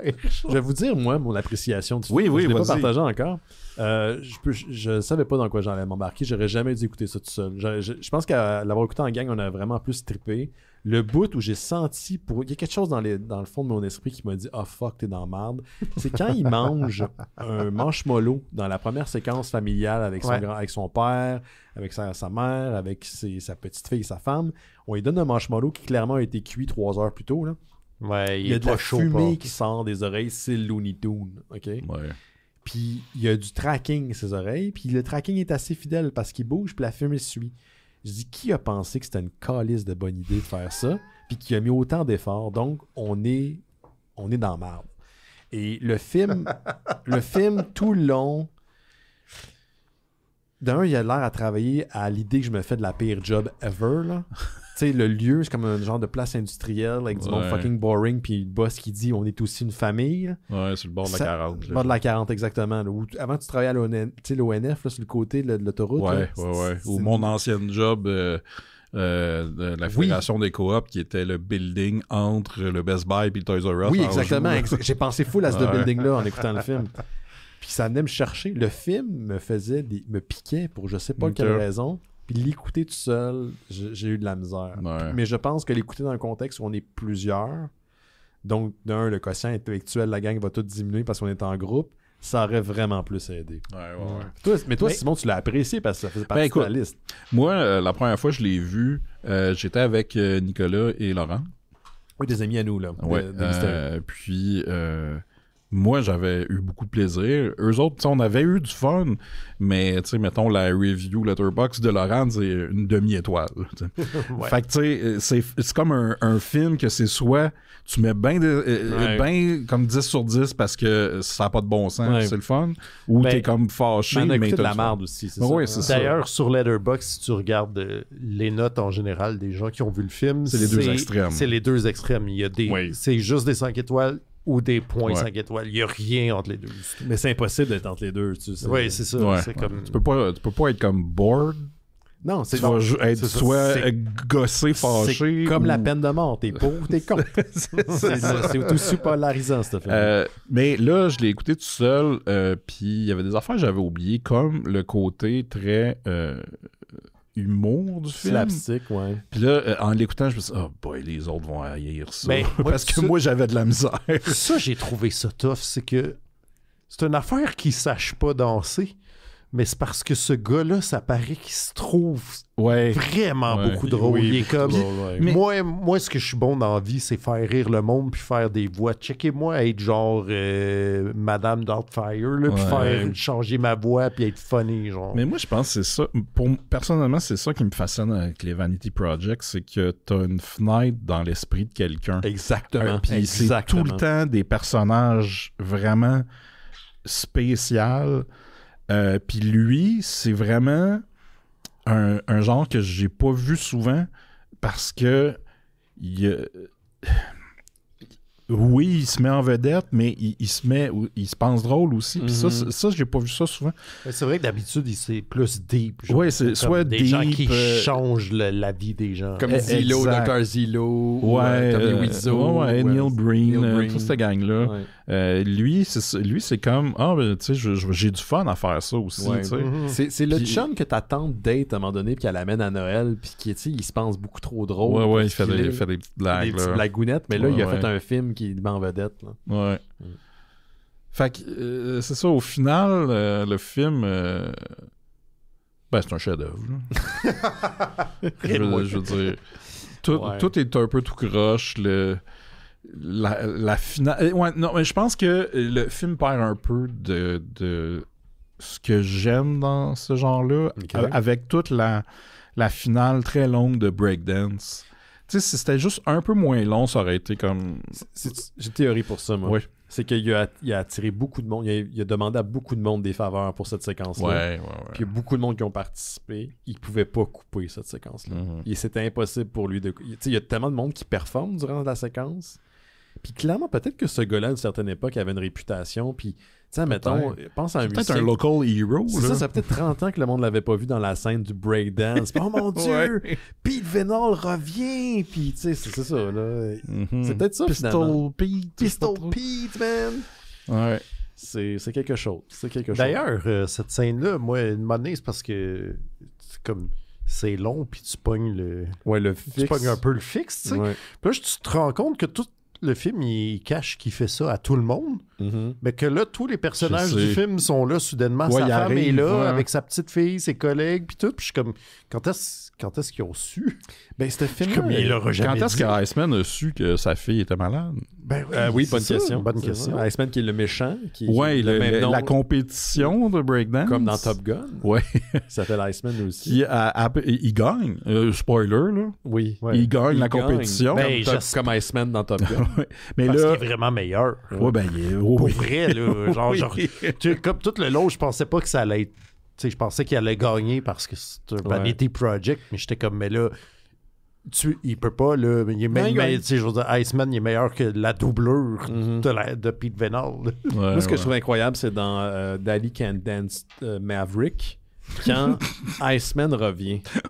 Son personnage, tu te dis, mais non, ils vont pas le mettre dans le 2. Non, il est là dans le 2, Chris. Puis t'es comme, c'est super touchant cette scène-là. En tout cas, vous écouterez le 2 pour comprendre ce que je veux dire. Puis c'est ça, qui garde ça secret, surtout à sa femme qui rush parce que sa fille est malade. Ben oui, puis avec raison. C'est ça. Là, il cache qu'il a perdu sa job.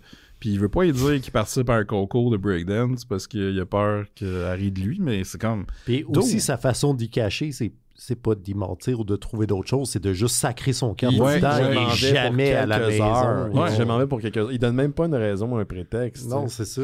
Y a-tu juste moi qui ai l'esprit lubrique, mais quand elle appelle sa meilleure amie pour lui expliquer qu'il y a quelque chose qui se passe, parce qu'elle sait pas trop quoi, puis son meilleure amie est comme filmée comme une fille de genre 18 ans dans sa chambre avec des posters des Backstreet Boys, là. Oui. Avec ses pieds en l'air, puis elle parle au téléphone. Ouais. J'étais comme, tu vois, il va y avoir une liaison lesbienne qui se crée, là. C'était vraiment étrange au niveau des codes visuels. Ouais, clairement, cette femme-là ne fait rien de sa vie que d'attendre que son ami l'appelle dans son lit. Sa femme ne fait rien sauf que d'être couché dans un lit. Oui, c'est vrai. À attendre qu'il arrive ou le voir partir. Tu sais que c'est un film bizarre quand tu focuses sur des détails comme ça. Comme la trappe qui mène à la chambre de la fille qui est directement la petite fille vit dans le grenier. Dans le grenier, mais c'est comme... La maison est weird, c'est comme dans la cuisine. La maison a l'air étroite. Là. Ça a l'air. Je sais pas ce qu'ils ont pogné comme. C'est peut-être la maison de Pete Vidal. Ça se peut. D'un des acteurs, mais cette maison-là est bizarre. Elle a l'air croche quand elle est filmée. De l'intérieur, elle a l'air croche. C'est quelque chose. C'est tout un film. Fuck, man. Puis, moi, j'ai marqué toute la scène avec Charlie et les local news. J'ai oublié ça. Parce que notre héros, quand il essaie il se déguise pour aller voir son ancien patron pour lui montrer les preuves. Qu'il a pas le patent, je sais pas trop, c'est quoi en français? Le brevet. Le brevet, voilà. Du Drink Genie. Oui, c'est ça. Fait que là, une fois qu'il l'a, il décide de... Non, on va pas mettre le gars qui a volé mon invention dehors. On va le surprendre pendant sa démonstration que les local news sont dans le bureau. Ouais, là, c'est une conférence de presse pour révéler au monde cette invention géniale qui tient ton verre. Mais juste ça, j'étais comme... Pourquoi ces journalistes-là sont là? Ils n'ont pas des nouvelles. Puis en même temps, c'est ça. On va pas te mettre en porte sur ton rival. On va le downgrader. On va l'humilier à la télé. C'est ça. Mais lui, il peut sacrer son camp de sa job. Il est pas obligé de recommencer à la salle du courrier. Là, ça y tente. Il peut juste s'en aller. Là, moi, je m'en irais. Je veux dire, la honte. Oui, t'as volé le Drink Genie. Ta vie est finie, man. Ouais, mais sinon. Ah, oui, l'âne. L'âne? Il y a un âne? Quoi? Oui, à un moment donné, off.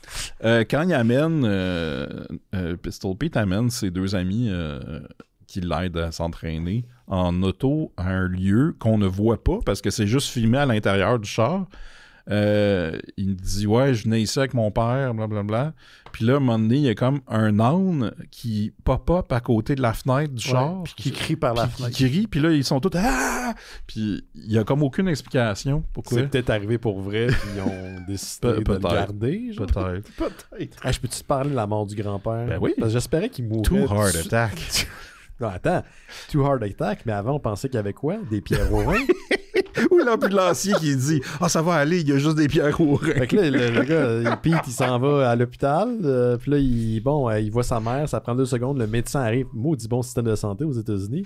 Puis il lui dit là, je suis désolé, mais votre père est mort, il y a eu 2 crises cardiaques. Comment pleurer au chevet de son père. Là. On n'est pas allé prendre la crème glacée ensemble comme on avait dit. Parce que son père, il travaille trop. Mais non, mais c'est ça. Je pense que c'est son père qui a inventé le Drink Genie. Ça se peut-tu? Je pense... Non, son père, il essayait d'inventer d'autres choses. Parce que c'est un inventeur. C'est pour ça qu'il c'est un patriote puis il veut faire des inventions parce qu'il aime le pays. Oui, il aime les États-Unis, c'est ça. Oui. C'est un backstory qui sert à fuck. Il y a ça, puis... tu sais, je suis content que ça va pas trop là, mais il y a quand même un sous-texte religieux parce qu'il y a de la prière et tout ça, mais c'est pas du Christian propaganda comme d'autres films. Là. Non, mais ça fait juste partie de la vie des Américains. Mais c'est pas maîtrisé comme un film Christian propaganda. Non, c'est du même niveau. Là, on peut aussi parler du visuel. On peut, Parce que là, on a un mystère avant l'émission, on se demandait... Parce qu'il y a des drop frames, là, ça va rusher par moment. Ouais, c'est ça. Si vous écoutez la version YouTube, qui est, je pense, la même version que j'ai, je sais pas lequel est venu en premier, mais il y a des séquences où le film a de la misère avec le framerate. Le film essaie de mettre fin à ses jours. Fait que ça commence... Tu sais, il y a comme des longues passes où il y a des problèmes avec le framerate, et après, ça redevient normal, après, ça recommence. Puis c'est le même tout le long. Puis moi, je sais pas si sais, c'est parce qu'on peut débattre sur peut-être que c'est vraiment comme ça sur le DVD ou c'est la personne qui a ripé le DVD à la base qui l'a mal fait. Les deux sont très plausibles. Exact, c'est ça le problème. Exact. Moi, j'ai déjà eu ce problème-là un moment donné quand j'essayais de ripper. Je passais par OBS puis j'avais un problème. De temps en temps, c'est ça, le framerate était bizarre. Mais là, c'est ça, c'est parce que j'ai quasiment le goût d'acheter le film sur son site web. Sais-tu combien ça coûte? C'est $15. US, avec les transports et les tarifs, hein, on sait pas. Mais 80$ pour ce film-là. mais c'est ça. En même temps, tu sais, ça serait. Je suis vraiment curieux de savoir si le film à l'origine, il y a ce problème-là, ou c'est vraiment un problème de quelqu'un qui l'a ripé. C'est tough, là, le moindrement que quelque chose va vite, ça blur, genre. Ouais. Puis là, je parle de quelqu'un marche dans un couloir, va vite. Ouais. Comme, c'est tough. La résolution est dégueulasse. Tout est surexposé ou sous-exposé. C'est la qualité mini-DV, là, en termes de caméras qui ont été utilisées pour ça. J'ai pas trop remarqué de trucs de son, quoique, on s'entend, là, c'est pas le top. Là. Non, c'est pas le top, mais pour un Vanity Project, c'est correct. Va, là, c'est ça, c'est correct. Ben, à part le Santana sur le Mais la musique dans ce film-là... T'es comme... Puis je suis comme... Tu sais, comme... Mets-moi un beat au moins, mets-moi du hip-hop, mais non, c'est comme le gros solo. Tu sais, Santana pas sa bonne passe, là. Santana, année 2000. Oui, avec Smooth, là. Ouais, c'est ça, c'est pas... Mais c'est-tu du Santana adjacent ou c'est Santana? Adjacent, je pense. Sous Santana. Wish Santana. Ouais, juste moi. Temu Santana. Temu Santana. C'est-tu moi où tu sais, quand il y a son ami qui l'entraîne, là, il y a un des deux qui l'entraîne, il met comme des gros gants blancs pour montrer ses mouvements. J'ai pensé à Mario Bros. Oui, moi aussi, j'avais l'impression que c'était genre Glover ou je sais pas trop, là, un cartoon. Mickey Mouse. Ouais. Mais ça devait être une chose dans le hip-hop, je sais pas. Là, peut-être, je sais pas. Ça me dit rien. Puis tu sais, c'est drôle parce parce lui aussi, à un moment donné, quand il arrive à l'hôpital, il y a des gants. Ah, j'ai pas remarqué. Ben, ça doit être une séquence qui a été coupée au montage. Là. Ou c'est quelqu'un qui conduit avec des gants. Mais l'idée est bonne, tu sais, genre, ce film-là, à la base, il avait été fait dans les années 80-90, tu sais, avec quelqu'un qui sait qu'est-ce qu'il fait, là. Tu sais, un genre de Karate Kid, Fish out of the Water, genre, tu sais, il y a une prémisse très, très optimiste qui aurait pu être super cheesy, mais qui aurait fonctionné si autant ça plus avait été maîtrisé puis fait à une certaine époque. Ouais. Tu sais, de montrer les dessous du breakdance de LA des années... Mais tu sais, on n'est pas là. C'est juste quelqu'un qui se met en scène pour se valoriser puis se mettre... Ah, parce qu'il y a eu tellement de films que la prémisse peut être comme on rentre dans une compétition pour sauver le centre récréatif ou avoir un peu d'argent. Mais là, c'est tendu de son ego et de son humour. Et beaucoup d'idées superflues qu'il n'y avait pas besoin de mettre en plus dans le film. Mais je veux le réécouter dans un contexte où il y a plus de monde. Je pense que là, ça va aider. Alors, on va y aller. Moi, je pense que je le suggère malgré tout, même si j'ai eu de la misère. Pareil. Pour vrai, c'est recommandable. Très recommandable. Je veux dire, c'est pas plate. Non. C'est difficile, mais c'est absolument pas plate. C'est comme un bon fromage. Ouais, c'est ça. Faut juste trouver le vin. Des fois, c'est le bleu, là. Celui que t'es comme pas sûr. T'es pas sûr. Le cinéma, ça fait travailler, hein. C'est Tarkovsky. Oui, ben c'est ça. C'est pas... Oui, c'est Daddy Kendall. Même combat. Même combat. Toi, Simon, j'imagine que tu le recommandes. Oui, c'est sûr. Excellent. Le film est disponible sur YouTube. Si vous voulez encourager le réalisateur, scénariste et acteur principal du film, il est disponible également sur Internet. Sur son site web. En format probablement AVI, parce que c'est pas encodé. En CDR. OK. Merci Simon, merci Laurent, merci à vous à la maison. Merci les gars d'avoir toffé ça fait plaisir. Mais la prochaine fois, on le regarde ensemble. Oui, puis on se dit tout ça parce que... Oui, puis on s'excusera à la copine, à Laurent. Oui, désolé. C'est ça. Elle va s'en remettre. C'est ça. Allez jeter un coup d'œil au Patreon, les Mystérieux Étonnants, ça vous tente. Cette semaine, il y a un épisode sur Total Recall qui s'en vient. La semaine d'après, sur Basic Instinct. Puis on se revoit la semaine prochaine. Faites attention à vous autres. Ciao! Bye.